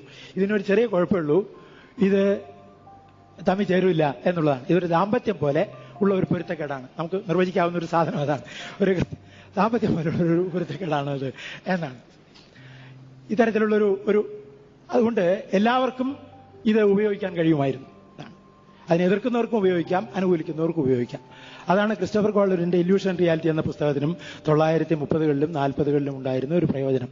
അതിൽ ഒരു ഭാഗത്ത് art is A social product എന്ന് പറയുന്നുണ്ട്, മറ്റൊരു ഭാഗത്ത് art is essentially an individual product എന്നും പറയുന്നുണ്ട്. അതുകൊണ്ട് രണ്ടു കൂട്ടർക്ക് യുദ്ധം ചെയ്യാനുള്ള പൂർണ്ണമായ ആയുധങ്ങൾ, ശിവജ്വരവും വിഷ്ണുജ്വരവുമായിട്ട് നിരന്തരമായി യുദ്ധം ചെയ്യാനുള്ള എല്ലാ സാധനങ്ങളും ഈ ഒരൊറ്റ പുസ്തകത്തിൽ നിന്ന് നമുക്ക് കിട്ടുന്നു. പക്ഷേ അതിന്റെ പോസിറ്റീവായിട്ടുള്ള ഫലം അത് നമ്മെ ആലോചിക്കുവാനും സംശയിക്കുവാനും ചോദ്യം ചെയ്യുവാനും പഠിപ്പിച്ചു എന്നുള്ളതാണ്, അന്വേഷിക്കാൻ പഠിപ്പിച്ചു എന്നുള്ളതാണ്. എന്താണ് കവിതയെന്നും എന്താണ് കവിതയുടെ സ്രോതസ് എന്നും എങ്ങനെയാണ് കവിത ഉണ്ടായിത്തീരുന്നത് എന്നും ഉള്ള ഒരു കവിഗത ചർച്ച, കവിയുടെ മനസ്സിൽ കടന്നിട്ടുള്ള ചർച്ച നമുക്കൊന്നും അറിഞ്ഞുകൂടാ. നമ്മൾ കവികളല്ലാത്തതുകൊണ്ട് കവികളുടെ മനസ്സിൽ എന്താണ് നടക്കുന്നത് എന്ന് അവർ പറയാണ്. എന്റെ മനസ്സിൽ ഒരുപാട് വികാരം ഉണ്ടായി, അത് നിറഞ്ഞ് കവിഞ്ഞൊഴുകി, അങ്ങനെ ഒഴുകുമ്പോഴാണ് എന്റെ കവിതയുണ്ടായത് എന്നൊരാൾ പറയുകയും, ഡീഹ്യൂമനൈസേഷൻ സിദ്ധാന്തത്തിന്റെ ആചാര്യനായ ഗാസറ്റ് ഞാൻ ഒരു ക്രൂരനായതുകൊണ്ട് മരണം നടക്കുമ്പോൾ ഞാൻ ആ മുറിയുടെ ഒരു മൂലക്ക് പോയിരുന്നു, അയാൾ ചാകുന്നത് എങ്ങനെയാണ്, ശ്വാസം വലിക്കുന്നത് എങ്ങനെയാണെന്ന് വളരെ നിർവികാരനായി നോക്കിക്കൊണ്ടിരുന്നു. ഇങ്ങനെ നിർവികാരനായ ഒരാൾക്ക് മാത്രമേ ഒരു ചിത്രകാരനോ ഒരു കവിയോ ആയിരിക്കാൻ കഴിയൂ എന്ന് ഗാസറ്റ് പറയുമ്പോഴും നമ്മളത് സമ്മതിക്കുന്നു. ഗാസറ്റിന്റെ ചോദ്യത്തിന് ഉത്തരം എഴുതിയാലും നിങ്ങൾക്ക് 100% മാർക്ക് കിട്ടും, മറ്റേ ഉത്തരം എഴുതിയാലും 100% കിട്ടും. അതാണ് വിദ്യാഭ്യാസത്തിന്റെ പ്രാഥമിക തത്വം. അതുകൊണ്ട് വികാര നിഷേധമാണ് കല എന്ന് പറയാം, വികാരം തന്നെയാണ് കല എന്ന് പറയാം. പക്ഷെ വികാരം ഒരു പ്രധാന ഘടകമായി തീരുകയും അത് ഒരു ആന്റി ഇന്റലക്ച്വൽ പ്രീ ഓക്യുപ്പേഷൻ ആയിത്തീരുകയും ചെയ്യുന്നു. നമുക്ക് വിശ്വസിക്കാവുന്നത് ബുദ്ധിയല്ല, നമുക്ക് വിശ്വസിക്കാവുന്നത് വികാരത്തെയാണ്. അതുകൾ നീതി ഇതോർക്ക സൗഹൃദം എന്ന് കുമാരനാശാൻ പിന്നീട് എടുത്തു പറയുന്ന ഈ ഒരു കാര്യമാണ്. അതുകൾ നീതി ഇതോർക്ക സൗഹൃദം. ഒരുപക്ഷെ നീതിയേക്കാൾ, നിയമത്തെക്കാൾ, ആചാരങ്ങളെക്കാൾ, വ്യവസ്ഥകളെക്കാൾ പ്രധാനമായി മൃഗീയമായ, അതുകൊണ്ട് മനുഷ്യോചിതമായ മറ്റൊരു സാധനം നമ്മുടെ ഉള്ളിലുണ്ട് എന്നും അത് വികാരമാണെന്നും അത് സ്നേഹമാണെന്നും അതിനുവേണ്ടി വേണമെങ്കിൽ 100 ആവർത്തിച്ചാകാം എന്നും ആശാൻ ഒരു പുതിയ തത്വശാസ്ത്രം ഉണ്ടാക്കിക്കൊണ്ട് വരുന്നു. അതുകൊണ്ടാണ് തർക്കശാസ്ത്രം പഠിച്ച അദ്ദേഹം കിണഞ്ഞു പഠിച്ച തർക്കശാസ്ത്രമാണ് എന്ന് മാത്രമല്ല, തർക്കശാസ്ത്രം പഠിക്കുന്നത് തർക്കശാസ്ത്രം ഉപേക്ഷിക്കാനാണ് എന്നുകൂടി അദ്ദേഹം പഠിച്ചിരുന്നു. അതാണ് വലിയ പഠിപ്പ് എന്ന് പറയുന്നത്. കൃഷ്ണവാര്യർ, NV കൃഷ്ണവാര്യരും ഇതുപോലെ തന്നെ അദ്ദേഹത്തിന് പേരിട്ടത് കൃഷ്ണൻ എന്നാണ്. അദ്ദേഹം വലിയ സംസ്കൃത പണ്ഡിതനാണ്. പക്ഷേ അദ്ദേഹം വലുതായപ്പോൾ എഴുതിയത് കൃഷ്ണവധം എന്ന കവിതയാണ് എന്ന് നാം ഓർക്കുന്നു. കൃഷ്ണനെ കൊണ്ടുള്ള ഉപയോഗം അയാളെ കിട്ടിയാൽ കൊല്ലാൻ പറ്റിയ ഒരു സാധനമാണ് എന്നാണ്. കംസനെയാണ് പണ്ട് കൊന്നത്, ഇനി കൃഷ്ണനെയാണ് കൊല്ലേണ്ടത് എന്ന് പറയുന്ന ഒരു സിദ്ധാന്തത്തിലേക്ക് എത്തിച്ചേരാം. അതായത് നിങ്ങളുടെ ഏറ്റവും വലിയ കഴിവുകളിലൊന്ന് നിങ്ങൾ പഠിച്ച് നിങ്ങൾക്ക് ഉപേക്ഷിക്കാൻ കഴിയുമോ എന്നുള്ള കഴിവാണ്. ഡീസ്കൂളിംഗ് എന്ന് പറയുന്നത്. ഇങ്ങനെ ഉപേക്ഷിക്കാൻ കഴിഞ്ഞാൽ നിങ്ങളുടെ തർക്കം, നിങ്ങളുടെ വ്യാകരണം ഇതെല്ലാം ഉപേക്ഷിക്കാൻ കഴിഞ്ഞാൽ നിങ്ങൾ തർക്കമില്ലാത്ത, വ്യാകരണമില്ലാത്ത ഒരു സ്ഥലത്ത് എത്തിച്ചേരുകയല്ല, നിങ്ങൾ ഒരു പുതിയ വ്യാകരണത്തെ, ഒരു പുതിയ ജീവിതബോധത്തെ സൃഷ്ടിക്കുന്നു എന്ന് നാം പിന്നീട് മനസ്സിലാക്കുന്നു. അതുകൊണ്ടാണ് ഓരോ വലിയ കവിയും ഭാഷയിൽ തൊട്ട് കളിക്കുമ്പോൾ അതിന്റെ വ്യാകരണത്തെ ആക്രമിക്കുന്നു എന്നും ഈ വ്യാകരണത്തെ നിഷേധിക്കുമ്പോൾ അദ്ദേഹം ജീവിതത്തിന്റെ നിയമങ്ങളെ തന്നെ നിഷേധിക്കുന്നു എന്നും ജീവിതം ദൂരാന്വയമായി തീരുമ്പോൾ കവിതയിലും ദൂരാന്വയം വരും എന്നും കുമാരനാശാന് പറയേണ്ടി വരുന്നു. കാരണം ദൂരാന്വയമില്ലാതെ കവിത എഴുതുക എന്നുള്ളത് ഏത് മണ്ടനും ചെയ്യാവുന്ന ഒരു കാര്യം ആണ്. അതിന് വലിയ മിടുക്കൊന്നും വേണ്ട. കവിത എഴുതുക എന്നുള്ളത് തന്നെ ആർക്കും ചെയ്യാവുന്ന ഒരു കാര്യമാണ്. അതുകൊണ്ടാണ് സ്റ്റീഫൻ ലീകോക്ക് അദ്ദേഹത്തിന്റെ വളരെ പ്രസിദ്ധമായ ഹൗ ടു റൈറ്റ് എന്നുള്ള പുസ്തകം എഴുതിയപ്പോൾ how to write an essay, how to write poetry എന്ന് എഴുതിയിട്ട് how not to write more poetry എന്നുള്ള ഒരു അനുബന്ധ പ്രബന്ധം എഴുതിയത്. കവിത എഴുതിയാൽ നിർത്താനാണ് വിഷമം, നരിയുടെ പുറത്ത് കയറി യാത്ര ചെയ്യുന്ന പോലെയാണ്, നിർത്തിയാൽ തിരിഞ്ഞു കടിക്കുന്ന ഒരു സാധനമാണ് കവിത എന്നെല്ലാവർക്കും അറിയാം. അതുകൊണ്ട് മരണത്തിന് മാത്രമേ പലപ്പോഴും കവിത എഴുത്ത് നിർത്താൻ കഴിയൂ എന്ന് നാം മനസ്സിലാക്കുന്നു. അതുകൊണ്ട് ഇത്തരം ഒരു കാലഘട്ടത്തിൽ കവിതയുടെ വ്യാകരണം മാറുകയും പിന്നീട് നാം അറിയുന്നത് പോലെ MP പോൾ അദ്ദേഹത്തിന്റെ പ്രബന്ധത്തിൽ ഇത്രയും കാലം അദ്ദേഹം പ്രസിദ്ധമായ ഫ്രഞ്ച് വാക്യം ഉദ്ധരിച്ചുകൊണ്ട് ഇത്രയും കാലം ഗദ്യത്തിലാണ് സംസാരിച്ചിരുന്നത് എന്ന് ഞാൻ മറന്നേ പോയി എന്ന് പറയുകയും ചെയ്യുന്നു. ഇതാണ് AR രാജരാജവർമ്മ അദ്ദേഹത്തിന്റെ ഗദ്യ ലക്ഷണ ഗ്രന്ഥം എഴുതുമ്പോൾ ചെയ്തത് എന്നുള്ളത് വളരെ പ്രധാനപ്പെട്ട കാര്യമാണ്. ഗദ്യത്തെ കണ്ടെത്തുകയും ഗദ്യത്തിന് ലക്ഷണ നിർണയം ചെയ്യുകയും പദ്യത്തിലുണ്ടാകാവുന്നതും അതിനപ്പുറവും ഗദ്യത്തിലുണ്ടാകാം എന്ന് വരുത്തുകയും കുലീനന്മാരായ ആളുകൾക്ക് കർണനെ പോലെ ആയുധവിദ്യ സാധ്യമാണ് എന്നതുപോലെ തന്നെ, അങ്ങനെയാണല്ലോ ചോദിച്ചത്. ആയുധ പരീക്ഷ നടക്കുമ്പോൾ കർണൻ അർജുനൻ ചെയ്തത് മുഴുവൻ ഞാൻ ചെയ്യാം, പിന്നെ കുറച്ചുകൂടി ചെയ്യാമെന്ന് പറഞ്ഞപ്പോൾ നിന്റെ അച്ഛൻ ആരാണ് എന്നാണ് പിന്നത്തെ ചോദ്യം ഉണ്ടായത്.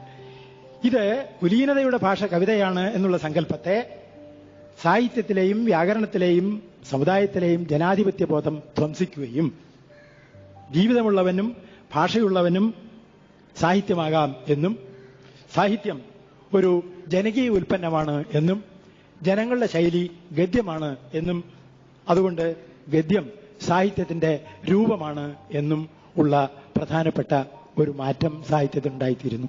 അതുകൊണ്ടാണ് മൂത്തവൾ ഇളയവളായി, ഇളയവൾ മൂത്തവളായി എന്നുള്ള കടങ്കഥ എം പി പോൾ അദ്ദേഹത്തിന്റെ പുസ്തകത്തിൽ ഉദ്ധരിക്കുന്നത്.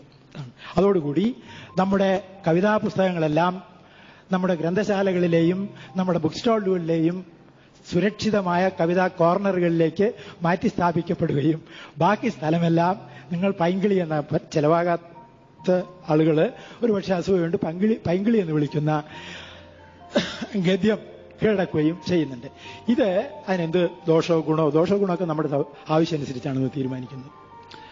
ഇത് ജീവിതത്തെക്കുറിച്ചുള്ള ഒരു പുതിയ ജനാധിപത്യ ബോധത്തിൽ നിന്നുണ്ടാകുന്ന മാറ്റം ആണ്.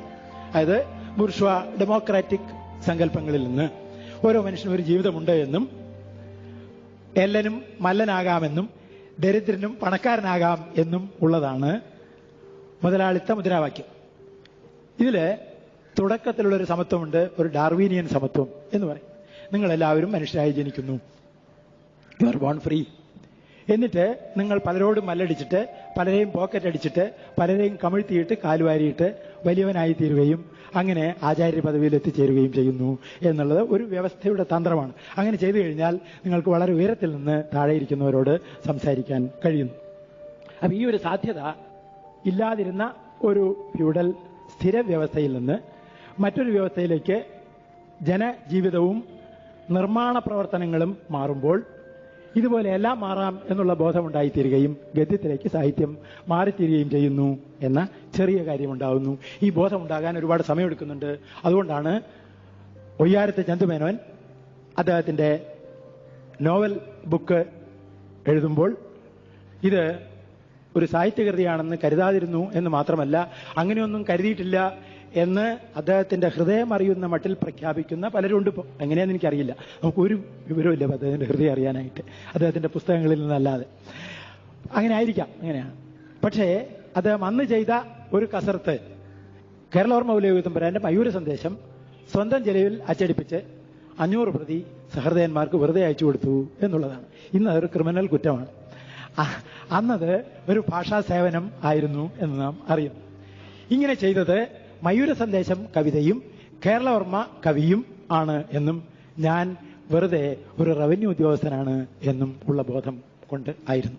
അതുകൊണ്ട് ബോധത്തിൽ മാറ്റം വരുന്നത് ഒന്നിച്ചല്ലെന്നും അത് ഒരേ സമയത്ത് വിപരീതമായ ബോധങ്ങൾ നമ്മുടെ മനസ്സിലും നമ്മുടെ പ്രവൃത്തിയിലും മാറി മാറി ഉണ്ടാകാം എന്നും വാസ്തവത്തിൽ നാം തിരിച്ചറിയുന്നുണ്ട്. അതുകൊണ്ടാണ് ARന്റെ പാരമ്പര്യത്തെ കുറിച്ച് പറയുമ്പോൾ തതുപജ്ഞം മതം നവ്യം സാമഞ്ജസ്യ മനോഹരം ഒരുക്കി എന്നെ ഈ കാവ്യരചന സാഹസത്തിനായി എന്ന് പറയുന്നിടത്തല്ല മറ്റൊരിടത്താണ് അദ്ദേഹത്തിന്റെ പാരമ്പര്യം കാണേണ്ടത് എന്നൊന്നി പറയാനിട വരുന്നത്. ഇത് അങ്ങനെ ആയതുകൊണ്ടാകണമെന്നില്ല. കാരണം അതൊന്നും പറയാൻ നമുക്കൊരു അധികാരമില്ല. നമുക്ക് നമ്മുടെ മുമ്പിലുള്ള സാധനം അങ്ങനെ തന്നെ സ്വീകരിക്കാനുള്ള അവകാശമേ ഉള്ളൂ. അതായത് നവീനതയെക്കുറിച്ച് പുരോഗതിയെക്കുറിച്ച് ഒരുപാട് ബോധങ്ങൾ ഉണ്ടായിരുന്നതിൽ ഒരു ബോധം കുമാരനാശാന്റെ ബോധമായിരുന്നു. ഒരു ബോധം സംസ്കൃതത്തിൽ കാര്യമായ വിവരമൊന്നുമില്ലാതിരുന്ന ചന്തുമേനോന്റെ ബോധമായിരുന്നു. അതുകൊണ്ട് അദ്ദേഹം പാശ്ചാത്യവൽക്കരണം എന്ന് അന്ന് കരുതിയിരുന്ന മാറ്റം കൊണ്ട് സമുദായത്തെ രൂപാന്തരപ്പെടുത്താം എന്നും കോടതി, റോമൻ നിയമം തുടങ്ങിയ ഉപകരണങ്ങളെ കൊണ്ട് സമുദായത്തിൽ സമത്വം ഉണ്ടാക്കി തീർക്കാം എന്നും കരുതിയിരുന്ന ഒരാളാണ്. കാരണം റോമൻ നിയമത്തിന് മുമ്പിൽ എല്ലാവരും സമന്മാരാണ് എന്ന് പറയുന്ന ഒരു നിയമസംഹിതയാണ്. എല്ലാ നിയമങ്ങളും അങ്ങനെ പറയുന്നില്ല. അതുകൊണ്ട് ഈ നിയമം അനുസരിച്ചാൽ ഈ ബോധം കുമാരനാശാനും ഉണ്ടായിരുന്നു എന്ന് അദ്ദേഹം പ്രാഡ് വിഭാഗന്മാരെ പുകഴ്ത്തുന്നതിൽ നിന്ന് നമുക്ക് ഊഹിക്കാവുന്നതേ ഉള്ളൂ. ഇന്നും നാം അത്തരത്തിലുള്ള ഒരു ജുഡീഷ്യൽ യുടെ ആക്ടിവിസത്തിൽ എത്തിച്ചേർന്നിരിക്കുകയാണ്. ആര് രക്ഷിക്കും? ചീഫ് ജസ്റ്റിസ് രക്ഷിക്കുമോ അതോ ചീഫ് ഇലക്ഷൻ കമ്മീഷണർ രക്ഷിക്കുമോ ഇന്ത്യയെ എന്നുള്ള ഒരു ചെറിയ സംശയത്തിലാണ് വാസ്തവത്തിൽ നാം ഇന്ന് എത്തിച്ചേർന്നിരിക്കുന്നത്. ഏതായാലും നമ്മെ രക്ഷിക്കുകയില്ല എന്നുള്ളത് ഏതാണ്ട് ഉറപ്പുള്ള കാര്യം ആണ്. അതുകൊണ്ട് രക്ഷകനെ തേടിപ്പോകുന്ന സമുദായം വാസ്തവത്തിൽ പരാജിതമായ ഒരു സമുദായമാണ് എന്നും ഇതിൽ നിന്ന് മോചനം നേടി ശേഷം മോശക്കാരനായതുകൊണ്ടൊന്നുമല്ല.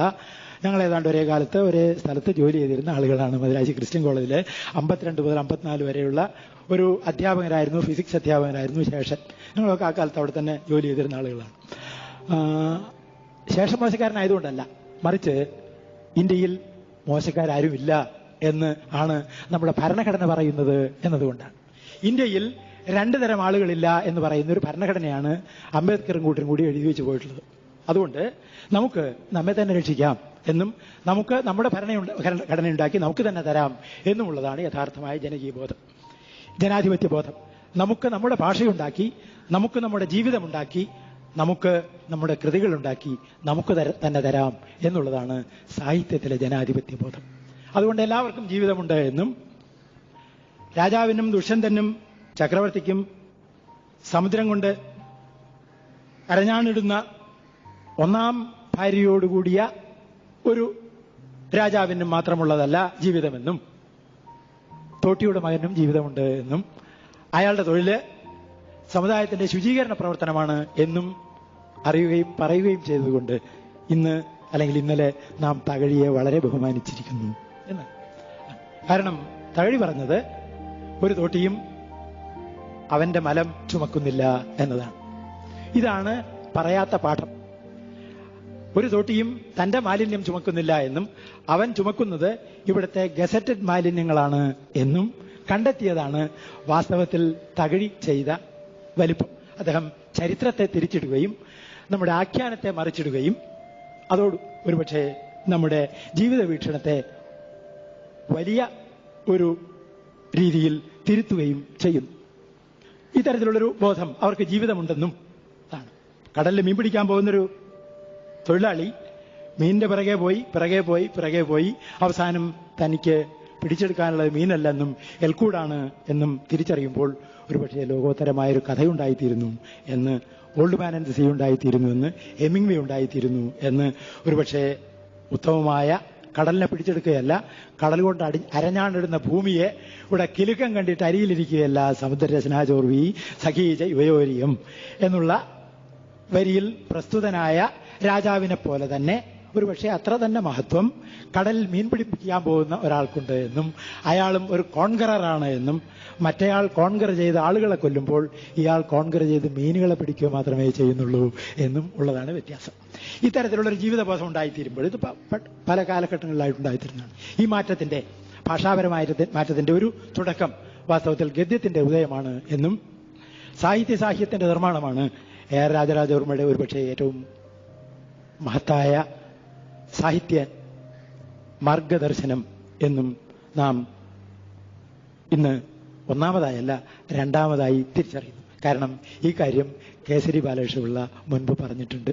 അതാണ് കേസരിയുടെ വലിയ കുഴപ്പം. അദ്ദേഹം ഇതൊക്കെ വെറുതെ മുമ്പ് പറഞ്ഞു. ആർക്കും ചെവിയില്ലാതിരുന്ന കാലത്ത്, ആർക്കും കണ്ണില്ലാതിരുന്ന കാലത്ത്, പിക്കാസോ ഇടത്തെ കൈകൊണ്ടും വലത്തെ കൈകൊണ്ടും വട്ടം വരയ്ക്കുമെന്ന് ആർക്കും അറിയാതിരുന്ന കാലത്താണ് അദ്ദേഹം പിക്കാസോവിനെ കുറിച്ച്, അദ്ദേഹത്തിന്റെ ഗർണിക്കയെ കുറിച്ച് അദ്ദേഹത്തിന് പ്രബന്ധം എഴുതിയത്. അപ്പോൾ അദ്ദേഹം ഈ ചിത്രം വരച്ചിട്ട് 2-3 കൊല്ലമേ ആയിരുന്നുള്ളൂ. കാരണം ഒരു 300 കൊല്ലം കഴിഞ്ഞാലേ നമ്മുടെ ഗവേഷണം തീർച്ചയായും അവിടെ എത്തിച്ചേരുകയുള്ളൂ. അതുകൊണ്ടാണ് 943 അദ്ദേഹം എഴുതിയ ലോഗ് ബുക്കുകളിൽ, അദ്ദേഹത്തിന്റെ കുറിപ്പുകളിൽ ഒരിടത്ത് ഋഗ്വേദത്തിൽ നിന്നുള്ള വൈദിക ഉദ്ധരണങ്ങളും, പരിഭാഷയിൽ നിന്നല്ല, അന്ന് പരിഭാഷയില്ല, ഉദ്ധരണങ്ങളും മറുഭാഗത്ത് സിനിമയുടെ സാമൂഹ്യ പ്രയോജനത്തെക്കുറിച്ചുള്ള കുറിപ്പുകളുമാണുള്ളത് എന്ന് കണ്ട് ഒരു പുതിയ നവതരംഗ സിനിമാ നിർമ്മാതാവ് അന്തം വിട്ട് നിൽക്കുകയുണ്ടായി എന്നുകൂടി ഞങ്ങൾ ഇതിനിടയിൽ ഓർത്തു പോകുന്നു. ഇതെങ്ങനെയാണ് ഈ മൂപ്പര്, അദ്ദേഹം സിനിമ കണ്ടിട്ടുണ്ടോ എന്ന് എനിക്കറിയില്ല, കണ്ടിട്ടില്ല എന്നാണ് തോന്നുന്നത്. പക്ഷേ അദ്ദേഹം സിനിമയെക്കുറിച്ച്, സിനിമയുടെ പ്രയോജനത്തെക്കുറിച്ച്, ഇമേജ് ന്റെ കഴിവുകളെക്കുറിച്ച് 940കളിൽ അറിയുകയും 947 കാലത്താണ് റോജർ മാനുവലിന്റെ ആദ്യത്തെ പ്രസിദ്ധമായ ഗ്രന്ഥം ഫിലിം എന്നുള്ള നിരൂപണ ഗ്രന്ഥം ഉണ്ടാകുന്നത്. ഒരുപക്ഷെ സിനിമയെക്കുറിച്ചുള്ള ആദ്യത്തെ പൊതുഗ്രന്ഥം അതാണ്. അതിനും 5 കൊല്ലം മുമ്പാണ് അദ്ദേഹം ഇത് എഴുതുന്നത്. അതിലൊരിടത്ത് പറയുന്നത് അതാണ്, കേസരി, ഞാൻ ഒരു യഥാർത്ഥ നിരൂപകനല്ല, AR തിരുമേനിയും അങ്ങനെ ഒരു നിരൂപകനാണ് എന്ന് ഞാൻ കരുതുന്നില്ല എന്നാണ്. ഞങ്ങൾ രണ്ടുപേരും സാങ്കേതിക നിരൂപകന്മാർ മാത്രമാണ് എന്ന് പറയുന്നുണ്ട്. ഞങ്ങൾ രണ്ടുപേരും രൂപമഞ്ജരിയുടെ ആമുഖത്തിൽ അദ്ദേഹം ഞങ്ങൾ രണ്ടുപേരും സാങ്കേതിക നിരൂപകന്മാർ മാത്രമാണ് എന്ന് പറയുന്നുണ്ട്. അതൊരു വിനയം കൊണ്ട് മാത്രമല്ല. കാരണം വിനയം എന്നുള്ളത് നാം അനേകം തലമുറകളായി അനുശീലിച്ചു പോന്നിട്ടുള്ള ഒരു കാപട്യമാണ്. അതൊരു നമ്മുടെ സാംസ്കാരിക കാപട്യങ്ങളിലൊന്ന് വിനയമാണ്. ആരും സ്വയം വിനയാന്വിതരാകാറില്ല. എന്തെങ്കിലും ഒരു കാര്യം നേടാനല്ലാതെ ആരും വിനയാന്വിതരാകാറില്ല. വിനയം നയമായിട്ട് അന്നം ഈശ്വരനായി എന്നുള്ളത് നമ്മുടെ സമുദായത്തിന്റെ മുദ്രാവാക്യങ്ങളിൽ ഒന്നാണ്. അത് നമ്മുടെ നയങ്ങളിൽ ഒന്നാണ്. അതുകൊണ്ട് ഈ സാങ്കേതിക നിരൂപണം എത്രമാത്രം പ്രധാനമാണ് എന്നും ചിത്രകലയിലോ ഒരു സാഹിത്യരൂപത്തിലോ സാങ്കേതിക ബോധമില്ലെങ്കിൽ, അതെന്താണ് എന്നുള്ള ബോധമില്ലെങ്കിൽ, കഥകളി നിരൂപണം ചെയ്യുന്ന സമയത്ത് ഇത് മനോഹരമായൊരു നാടകീയ ശില്പമായിരിക്കുന്നു എന്ന് പറയുന്നത് എന്തോ അങ്ങനെയാണ്. അത് ഒഴുത്തലാകാം. പക്ഷേ അതിലെന്തോ ഒരു വിഷമമുണ്ട്. കാരണം വിനായകം പ്രകൃവാണ രജയാമാസ വാനരം എന്നുള്ള നിങ്ങൾ നിർമ്മിച്ചിരിക്കുന്നത് നല്ല ഒരു സാധനത്തിനെയാണ് എന്ന് പറയുന്നത് ഒരു പ്രശംസയായി ഒരു പക്ഷേ എഴുത്തുകാരൻ സ്വീകരിച്ചു കൊള്ളണം എന്നില്ല. കാരണം പദാർത്ഥാഭിനയമാണ് കഥകളിയെന്നും അതുകൊണ്ട് പദങ്ങളെ പിളർന്ന് അതിൽ നിന്ന് അർത്ഥം എങ്ങനെ പുറത്തു കൊണ്ടുവരാം എന്നതിനെയും ആശ്രയിച്ചാണ് അതിലെ അഭിനയ രീതി ഉള്ളത് എന്നും ആളുകൾ മിണ്ടാതിരുന്ന് മറ്റുള്ളവർ അഭിനയിക്കുകയും മറ്റുള്ളവർ നിർത്തിയിട്ട് ചെണ്ടമുട്ടിക്കൊണ്ടിരിക്കുകയും ചെയ്യുന്ന കണ്ണിന്റെയും കാതിന്റെയും മറ്റും വിഭജനം, ഇന്ദ്രിയ വിഭജനം അതിലെ പ്രധാനപ്പെട്ട ഒരു സാങ്കേതിക മാർഗമാണ് എന്നും ഉള്ള വകതിരിവ് കഥകളിയിലെ പ്രധാനപ്പെട്ട ഒരു വകതിരിവാണ്. കാരണം ഊമകളല്ല കഥകളി നടന്മാരാകുന്നത്.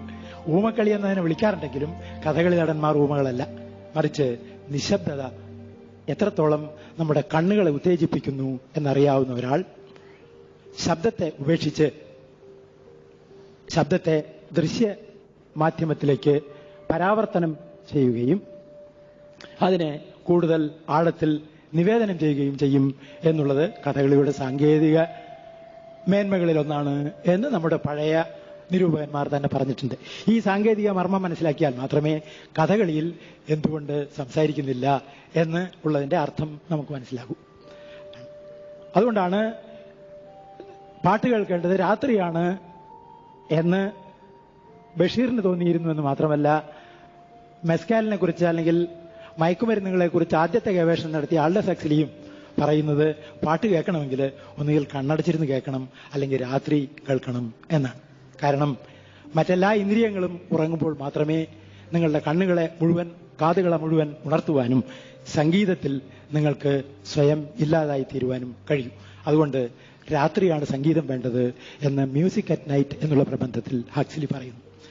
എല്ലാവരും പോയി കഴിയുമ്പോൾ വാതിൽ പൂട്ടിയിട്ട് അകത്തെ സ്വിച്ചും ഓഫ് ചെയ്തിട്ട് ബഷീർ തന്റെ ഒരു റെക്കോർഡ് എടുത്തു വെച്ച് പാട്ട് കേൾക്കുന്നു. കാരണം ഏകാന്തമായ ആ സംഗീതം ഒരു ഇന്ദ്രിയത്തിന്റെ അനുഭവം മാത്രമായി തീരുന്നു എന്നുള്ളത് അതിന്റെ സംഗീതത്തിന്റെ സൗഭാഗ്യമാണ്. ഇത് അറിയുമ്പോഴാണ് ഈ അർത്ഥത്തിൽ കൂടി മാത്രമേ നമുക്ക് സംഗീതത്തെയോ ചിത്രത്തെയോ മറ്റേതെങ്കിലും രൂപത്തെയോ ഒരു മാതൃകയെയോ സമീപിക്കാൻ പറ്റൂ. അതുകൊണ്ട് ഒരു ഇംപ്രഷനിസ്റ്റ് കലാരൂപം കാണുമ്പോൾ ഇതിന് രൂപരേഖകളില്ലല്ലോ എന്ന് പറയുന്നത് ഒരബദ്ധവും, ഒരു അജന്ത ചുമർചിത്രം കാണുമ്പോൾ ഇതിന് രൂപരേഖയുണ്ടല്ലോ എന്ന് നിന്ദിക്കുന്നത് മറ്റൊരബദ്ധവും ആണ്. കാരണം ആളുകൾക്ക് ചുറ്റും വരയിടുക എന്നുള്ളത് അജന്തയിലെ ശൈലിയാണ്. നമ്മുടെ ചുറ്റുമൊന്നും ആരും വരയിടാറില്ല. ഇത് അകൃത്രിമമാണ് എന്നാണ് നാം എപ്പോഴും പറയുക. അകൃത്രിമമായ ശൈലി എന്നാണ് നാം ആളുകളെ പരിഹസിക്കാൻ വേണ്ടി എപ്പോഴും പറയാറുള്ളത്. അത് അകൃത്രിമമായ ശൈലിയല്ല. മനുഷ്യന് ചുറ്റും ഔട്ട്ലൈൻ ഒരിക്കലും ആരും വരയ്ക്കാറില്ല. പക്ഷെ ഔട്ട്ലൈൻ ഇടുക എന്നുള്ള സങ്കേതമാണ്. രേഖാചിത്രത്തിൽ ഒതുക്കപ്പെട്ടിട്ടുള്ള രൂപമാണ് അജന്തയിലെ രൂപം. ഇങ്ങനെ ഒതുങ്ങുന്നില്ല എന്നും നിറങ്ങൾ ശാശ്വതങ്ങളല്ല എന്നുമുള്ള ബോധമാണ് ഇംപ്രഷനിസ്റ്റ് ബോധം. അതുകൊണ്ട് സാങ്കേതികമായ നിരൂപണം ഒരു കാവ്യരൂപത്തിന്റെ തനിമയെക്കുറിച്ചുള്ള ബോധം ആസ്വാദനത്തിന്റെ പ്രധാനപ്പെട്ട ഒരു ഘടകമാണ് എന്നും ഉള്ളത് തീർച്ചയായും സാങ്കേതിക നിരൂപണത്തിന്റെ പ്രത്യേകതയാണ്. ഈ പ്രത്യേകത തീർച്ചയായും AR രാജരാജവർമ്മ മനസ്സിലാക്കിയിരുന്നു. അതുകൊണ്ടാണ് അദ്ദേഹം ഒരു സാങ്കേതിക നിരൂപകനായി തീരുവാൻ ശ്രമിച്ചത്.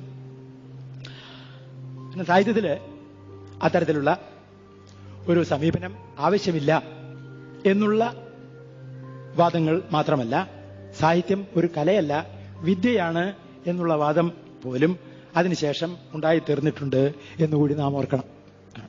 സാഹിത്യത്തിലെ ഒരു പ്രബലമായ, ആളുകൾ പേരെടുത്ത് പറയേണ്ട, അത് വളരെ അപ്രസക്തമാണ്, സാഹിത്യ നിരൂപണത്തിലെ ഒരു പിൽക്കാലവാദം, ഫിനോമിനോളജിക്കൽ വാദം, സാഹിത്യം ആസ്വദിക്കുമ്പോൾ നാം സമ്പൂർണമായ നിരാസത്തിൽ കൂടി എല്ലാം ഉപേക്ഷിച്ച്, ചരിത്രത്തെ ഉപേക്ഷിച്ച്, മനഃശാസ്ത്രത്തെ ഉപേക്ഷിച്ച്, നരവംശാസ്ത്രത്തെ ഉപേക്ഷിച്ച്, രാഷ്ട്രീയത്തെ ഉപേക്ഷിച്ച്, സർവത്തെയും ഉപേക്ഷിച്ചിട്ട് നിരായുധനായി ഒരു കൃതിയെ അനുധ്യാനം ചെയ്യുമ്പോൾ ഉണ്ടാകുന്ന അനുഭവത്തിന്റെ ശില്പമാണ് നിരൂപണം എന്നുള്ളത് ഫിനോമിനോളജിക്കൽ ഹുസ്രൈലിന്റെ നിരൂപണമാണ്, അല്ലെങ്കിൽ സങ്കല്പനമാണ് എന്ന് നാം അറിയുന്നു. ഇത് സാഹിത്യത്തെക്കുറിച്ച് അങ്ങനെ ഒരു സങ്കല്പം ഉണ്ടാകാം. അതായത് പൂർണ്ണമായും നിരായുധീകരിക്കപ്പെട്ട ഒരു വ്യക്തി, നിരായുധീകരിക്കുക എന്ന് വെച്ചാൽ armed by ideologies, armed by history, armed by perhaps geography, armed by caste and class, ഇങ്ങനെയുള്ള ആർമമെന്റ്സ് മുഴുവൻ ഉപയോഗിച്ചിട്ട് പൂർണ്ണമായും നിരായുധനായിട്ട് ഒരു കൃതിയെ സമീപിക്കുമ്പോൾ ഉണ്ടാകുന്ന അനുഭവത്തിന്റെ കേവലതയാണ് നിരൂപണം എന്നുള്ളത് നിരൂപണത്തിന്റെ ഒരു മാർഗമായി പിന്നീട് കേരളത്തിൽ പ്രചരിക്കുകയുണ്ടായി എന്ന് നാം അറിയുന്നു. അതുകൊണ്ട് നിരൂപണം പലതരത്തിലുണ്ടാകാം. കാരണം നിരൂപണം എന്നുള്ളത് നാം നിൽക്കുന്ന സ്ഥലത്തെ ആശ്രയിച്ചുള്ളതാണ്. നാം എവിടെ നിൽക്കുന്നു എന്നുള്ളതാണ് വാസ്തവത്തിൽ നിരൂപണം നിർണയിക്കുന്ന പ്രധാനപ്പെട്ട ഘടകം. തീർച്ചയായും നാം ഒരു കൃതിയെ നിരൂപണം ചെയ്യുമ്പോൾ കൃതിയിൽ നിന്ന് പുറത്തു കടക്കുകയും പുറത്തു നിന്ന് നോക്കുകയും ചെയ്യുന്നു എന്നുള്ളത് അതിന്റെ പ്രാഥമിക സ്വഭാവമാണ്. To criticise poetry is to get out of poetry, and to get out of poetry is to get into society എന്നുള്ളത് ക്രിസ്റ്റോഫർ കോൾഡ്വെല്ലിന്റെ പ്രസിദ്ധമായ നിർവചനം ആണ് എന്ന് നിങ്ങൾ ഓർക്കുന്നുണ്ടാവും. അതുകൊണ്ട് നിങ്ങൾ കവിതയിൽ നിന്ന് പുറത്ത് കിടക്കുമ്പോൾ കവിതയിൽ നിന്ന് പുറത്ത് വ്യാകരണത്തിലേക്ക് കിടക്കാം, ശബ്ദാർത്ഥ പ്രപഞ്ചത്തിലേക്ക് കിടക്കാം, സ്റ്റൈലിസ്റ്റിക്സിലേക്ക് കിടക്കാം, നരവംശ ആന്ത്രോപോളജിക്കൽ ഗവേഷണത്തിലേക്ക് കിടക്കാം, മനഃശാസ്ത്രത്തിലേക്ക് പോകാം, ഓറിയന്റലിസത്തിലേക്ക് പോകാം, മറ്റൊരു തരത്തിലുള്ള രാഷ്ട്രീയ ആശയങ്ങളിലേക്ക് പോകാം. ഇത്തരത്തിൽ ഏതെങ്കിലും ഒരു പുറം ലോകത്തിൽ നിന്നുകൊണ്ടാണ് നിങ്ങൾ ഒരു ബിംബത്തെ, ഒരു രൂപത്തെ കാണുന്നത് എന്നുള്ളത് വളരെ പ്രധാനപ്പെട്ട ഒരു കാര്യം ആണ്. അത് സ്റ്റാൻഡ് പോയിന്റ്സ് ആണ് എന്നാണ്. ഇത് തീർച്ചയായും പരസ്പരം ഇല്ലാതാക്കുന്ന സ്റ്റാൻഡ് പോയിന്റ്സ് അല്ല. കാരണം എനിക്കൊരു ബോഡി കെമിസ്ട്രി ഉണ്ട് എന്നുള്ളത് ഒരു മലയാള അധ്യാപകനാകാൻ ഒരു നിലയ്ക്കും തടസ്സമായി തീരുന്നില്ല. ഞാനൊരിക്കലും കെമിസ്ട്രി അധ്യാപകനാകണ്ട. I have a body chemistry.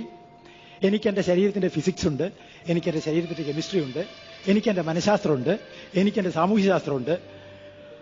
ഇതെല്ലാം ചേർന്ന ഒരു വ്യക്തിയാണ് ഒരു പ്രത്യേക സ്റ്റാൻഡ് പോയിന്റ്, ഒരു പെഡസ്റ്റൽ തിരഞ്ഞെടുത്തിട്ട് സാഹിത്യത്തെ നിരീക്ഷിക്കുകയും അവിടെ നിന്നുകൊണ്ട് അതിനെ നിർവചിക്കുവാൻ ശ്രമിക്കുകയും ചെയ്യുന്നത്. ദീസ് ആർ സ്റ്റാൻഡ് പോയിന്റ്സ് എന്നുള്ളത്. ഇത്തരത്തിലുള്ള പരമ്പരാഗതമായ നിലപാടുകളിൽ പ്രധാനപ്പെട്ട ഒരു മാറ്റം വരുന്ന കാലഘട്ടത്തിലാണ് തീർച്ചയായും AR ജീവിച്ചിരുന്നത്. അതാണ് ARന്റെ വാക്കുകൊണ്ട് എന്ത് ചെയ്യണം, വാക്കിന്റെ ഘടനയെക്കുറിച്ച്, വാക്കും അർത്ഥവും തമ്മിലുള്ള ബന്ധത്തെക്കുറിച്ച്, അർത്ഥവും സമുദായവും തമ്മിലുള്ള ബന്ധത്തെക്കുറിച്ച്, അർത്ഥരുചിയങ്ങ് എന്നതിൽ അർത്ഥം എന്നുള്ളത് ജീവിതം തന്നെയാണ് എന്നും ജീവിതം ഇപ്പോൾ 1900 ആണ്ടോടുകൂടിയെങ്കിലും അല്ലെങ്കിൽ 1890 അല്ലെങ്കിൽ 1880 മുതൽക്കോ കേരളത്തിൽ വളരെ വേഗം സഞ്ചരിച്ചുകൊണ്ടിരിക്കുന്ന ഒരു സാധനമാണ് എന്ന് മനസ്സിലാക്കുന്ന ആളുകളെ സംബന്ധിച്ചിടത്തോളം അയാൾ ജീവിതത്തിൽ നിന്നുകൊണ്ട് സാഹിത്യത്തെ നിരൂപണം ചെയ്യുമ്പോൾ അത് ചലനാത്മകമായ ഒരു വസ്തുവായി തീരുകയും അതൊരു വാദപ്രതിവാദ വിഷയമായി തീരുകയും ഒരു പക്ഷേ ഞാനിത് കേട്ടുകേൾവി പറയാണ്, ശരിയാണോ എന്നറിയില്ല, വളരെ വിപ്ലവകാരിയായ O. ചന്തുമേനോൻ തന്റെ 2 നോവലും എഴുതി തീർത്തപ്പോഴും ആ നാട്ടിലെ ഭൂരിപക്ഷം ആയിരുന്ന തീയന്മാരിൽ ആരെയും അതിലെ കഥാപാത്രമാക്കാൻ എന്തുകൊണ്ട് അദ്ദേഹത്തിന് കഴിഞ്ഞില്ല എന്ന് കുമാരൻ മാഷ് ഇതിനിടയിൽ ആരോടോ ചോദിക്കുകയും ചെയ്തു എന്ന് ഞങ്ങൾ പറഞ്ഞു കേട്ടിട്ടുണ്ട്. ഇതിന്റെ ആധികാരികത്വം ഒയ്യാരത്തെ ചന്തുമേനോന്റെ ഏറ്റവും അടുത്ത മകനെപ്പോലെയുള്ള ശിഷ്യനായിരുന്നു കുമാരൻ മാഷ് എന്നാണ്. പക്ഷേ അദ്ദേഹത്തിന് നമുക്കാർക്കുമില്ലാത്തൊരു ഗുണം, വിയോജിക്കുവാനുള്ള കരുത്ത് ഉണ്ടായിരുന്നു. കൂടെ നടന്ന് വിയോജിക്കാനുള്ള കരുത്ത് നമുക്കില്ലാതായി തീരുകയും കൂടെ നടക്കുക എന്നാൽ പിന്നാലെ നടക്കുക എന്ന് നാം തെറ്റിദ്ധരിക്കുകയും ചെയ്യുന്നതുകൊണ്ട് പലപ്പോഴും പ്രശംസയല്ലാത്ത എന്തിനേയും നാം സംശയത്തോടുകൂടി കാണാൻ ഇടവരികയും ചെയ്യുന്നു. ഇതിന് കാരണം ഒരു കാലഘട്ടത്തിൽ രാജാവാണ് സമുദായത്തിലെ പ്രമാണി എന്ന് കരുതിയിരുന്നത് പോലെ മറ്റു കാലഘട്ടങ്ങളിൽ സാഹിത്യ പരിഷത്തിന്റെ ഗ്രൂപ്പ് ഫോട്ടോ എടുക്കുമ്പോൾ ആരാണ് നടുവിലിരിക്കേണ്ടത് എന്നതിനെക്കുറിച്ച് ഒരു സംശയവും ഉണ്ടായിരുന്നില്ല. ജാതിയിൽ മൂത്തവൻ നടുവിലിരിക്കട്ടെ എന്നതായിരുന്നു അന്നത്തെ അലിഖിത നിയമം. കുറച്ചു കഴിയുമ്പോൾ നാട് കുറെ കൂടി മാറിത്തീരുമ്പോൾ ഇതൊരു സംശയാസ്പദമായ വസ്തുവായി തീരുകയും നടുവിലുള്ള കസാല ഒരു തർക്കവിഷയമായി തീരുകയും PSC ഉണ്ടാകുകയും സമുദായ സംവരണം ഉണ്ടാകുകയും അയ്യപ്പ മാഷ് ഉണ്ടാകുകയും ദൈവം അമ്പലത്തിലെന്ന പോലെ ഹജൂർ കച്ചേരിയിലുമുള്ള ഒരു സാധനമാണ് എന്ന് അദ്ദേഹം തിരുത്തുകയും ചെയ്യുന്നു. ഇത് അധികാരത്തിന്റെ ഒരു പ്രശ്നമാണ് എന്ന് വരുന്നു. അതോടുകൂടി ഗ്രൂപ്പ് ഫോട്ടോവിന്റെ രാഷ്ട്രീയം മാറുന്നു. സാഹിത്യകാരന്മാരുടെ ഗ്രൂപ്പ് ഫോട്ടോ ഇന്ന് പഴയ സാഹിത്യ പരിഷത്തിന്റെ ഗ്രൂപ്പ് ഫോട്ടോ പോലെയല്ല. കാരണം ഒരു ഗ്രൂപ്പ് ഫോട്ടോ ഒരു രാഷ്ട്രീയ രേഖയാണ്. വീട്ടിലായാലും അങ്ങനെ തന്നെയാണ്. കാരണം അവർ നടുവിലായിരിക്കാം. കാരണം അവർ അവിടെയാണോ ഇരിക്കേണ്ടത് എന്നതിനെക്കുറിച്ച് ഇപ്പൊ സംശയമുണ്ട്. അതുകൊണ്ടാണ് വിവാഹ അവസരങ്ങളിലെല്ലാം ചെയ്തിട്ടില്ലാത്ത വിധം ബാലദിനം എന്നുമാണ് എന്നുള്ള ഭാവത്തിൽ കുട്ടികൾ വന്ന് മുൻസീറ്റിലിരിക്കുന്നത്. അതാണ് കാരണം. ഇരിക്കുന്ന സ്ഥലത്ത് കുട്ടികളായിരിക്കുന്നത്. കാരണം നിങ്ങളൊക്കെ പിൻസീറ്റിലിരുന്നാൽ മതി, നിങ്ങളുടെ കാലം കഴിഞ്ഞുപോയി, ഇനി ഞങ്ങൾ മുന്നിലിരിക്കട്ടെ എന്ന് പറയുന്നത് ആർക്കും വരെ മാറ്റിയിരുത്താൻ കഴിയില്ല. ഇങ്ങനെ ചരിത്രത്തിൽ ആളുകളെ മാറ്റിയിരുത്താൻ കഴിയാത്തൊരു ഘട്ടത്തിൽ നമ്മുടെ ഗ്രൂപ്പ് ഫോട്ടോ മാറുകയും അതോടുകൂടി നിരൂപണം മാറുകയും അതോടുകൂടി ഗദ്യത്തിന്റെ ഭാഷ പദ്യത്തിന്റെ ഭാഷ എന്നുള്ള പഴയ വിഭജനം ഇല്ലാതായി തീരുകയും സാഹിത്യം ആരുടെ ജീവിതത്തെയാണ് ചിത്രീകരിക്കേണ്ടത് എന്ന ചോദ്യത്തിന് പുതിയ ഉത്തരങ്ങൾ ഉണ്ടായിത്തീരുകയും ചെയ്യുന്നുണ്ട്. ഇതൊക്കെ തുറന്ന ഒരു വാതിൽ തുറക്കുന്ന പോലെ തുറക്കുന്ന പ്രവർത്തനം വാസ്തവത്തിൽ നടന്നിരുന്നത് കേരള പാണിനിയുടെ കാലത്താണ്, അല്ലെങ്കിൽ ARന്റെ കാലത്താണ് എന്ന് നാം ഓർക്കുന്നു. ഒരുപക്ഷെ വാതിലുകളെല്ലാം തുറക്കുന്ന ഒരു കാലമായിരുന്നു അത് എന്നും എല്ലാത്തെയും സംശയത്തോടുകൂടി നോക്കുന്ന കാലമായിരുന്നു അത് എന്നും നാം ഇന്ന് കൃത്യമായി മനസ്സിലാക്കുന്നുണ്ട്. അങ്ങനെയുള്ളൊരു കാലത്താണ് ഓസ്ട്രേലിയ വൻകര എന്ന് പറയുന്ന ചെറിയ വൻകരയുടെ തീരത്തുള്ള ട്രോപ്രിയാൻഡർ ദ്വീപുകളിൽ ഒന്നിൽ മാർഗരറ്റ് ബീഡ് എന്ന നരവംശാസ്ത്രജ്ഞ ബോട്ടിറങ്ങുകയും അവിടെ ചെല്ലുമ്പോൾ ദ്വീപില് ആണുങ്ങളാരുമില്ല, സ്ത്രീകൾ മാത്രമേ ഉള്ളൂ. കുട്ടികളുണ്ട്. ആണുങ്ങൾ കുട്ടികളെ കളിപ്പിച്ചുകൊണ്ടിരിക്കുകയാണ്. കുട്ടികളെ ഒന്നിനും രണ്ടിനും ഇരുത്തുക, കളിപ്പിക്കുക, ഭക്ഷണം കൊടുക്കുക, ഇതൊക്കെ ചെയ്യുന്ന പുരുഷന്മാരാണ്. അവരാകെ അമ്പരന്ന് എങ്ങനെയാണ് ബൈസെക്ഷൽ ആയിട്ടുള്ള മനുഷ്യന് എങ്ങനെയാണ് പുരുഷന്മാർ മാത്രമുള്ള സമുദായത്തിൽ കുട്ടികൾ ഉണ്ടാകുക എന്നുള്ള സംശയം വളരെ പ്രധാനപ്പെട്ട സംശയമാണ്. അവർ ചോദിച്ചപ്പോൾ സ്ത്രീകളാരും ഇവിടെ ഇല്ല, അവരവിടെ പോയി, അവർ തോണിയെടുത്ത് മീൻ പിടിക്കാൻ പോയിരിക്കുകയാണ് എന്ന് പറയുന്നു. ഇത് ആധുനിക വനിതാ വിമോചന പ്രസ്ഥാനത്തിന്റെ നരവംശാസ്ത്രപരമായ ഒരു തുടക്കമാണ് എന്ന് നാം അറിയുന്ന ഒരു കണ്ടെത്തലാണ്. ഇതാണ് ഒരു ദ്വീപിൽ പോയിട്ട് നമ്മുടെ സോഷ്യൽ ഫംഗ്ഷനിങ്ങിനെ കുറിച്ചുള്ള ഒരു പുതിയ ബോധം ഉണ്ടായിത്തീരുമ്പോൾ ഇതുവരെ നാം അനുസരിച്ചു പോന്നിട്ടുള്ള വ്യവസ്ഥ, അലിഖിതമായ വ്യവസ്ഥ, ഒരു അനിവാര്യമായ വ്യവസ്ഥയല്ല എന്നും മറ്റു തരത്തിലുള്ള വ്യവസ്ഥകൾ സാധ്യമാണ് എന്നും ഉള്ള ഒരു പുതിയ ബോധം ഉണ്ടായിത്തീരുകയും ലോകത്തിൽ വളരെ വിപ്ലവകരമായ ചിന്താ സ്ഫോടനങ്ങൾ ഉണ്ടാകുകയും ചെയ്യുന്നു എന്ന് നാം അറിയുന്നുണ്ട്. ഇതാണ് ഒരുപക്ഷെ ഇന്ന് അതിന്റെ റെവർബറേഷൻസ് ആൻഡ് അലകൾ മാത്രമേ ഇന്ന് നമ്മുടെ നാട്ടിൽ ഉള്ളൂ. ഇത്തരത്തിലുള്ള ഒരു വലിയ അൺചെയിനിങ് എന്ന് പറയുന്നു. എല്ലാ ചങ്ങലകളും മുറിയുകയും സ്വാതന്ത്ര്യം ഒരു പ്രധാനപ്പെട്ട ലക്ഷ്യമായി തീരുകയും സ്വാതന്ത്ര്യം പുതിയ ശൈലി കണ്ട് പിടിക്കുവാനുള്ള ഒരു ബാധ്യതയായി തീരുകയും ചെയ്യുന്ന വലിയൊരു നിർമ്മാണാത്മക ഘട്ടത്തിലാണ് AR ജീവിച്ചിരുന്നത് എന്ന് നാം അറിയും. അതുകൊണ്ടാണ് അദ്ദേഹം ഭാഷയെ മാറ്റി തീർത്ത, പുതിയ വിദ്യാഭ്യാസത്തെ രൂപപ്പെടുത്തുന്നതിൽ സഹായിച്ച വളരെ പ്രധാനപ്പെട്ട പല വ്യക്തികളിൽ പ്രമുഖനായ ഒരാളാണ് എന്ന് നാം മനസ്സിലാക്കുന്നത്.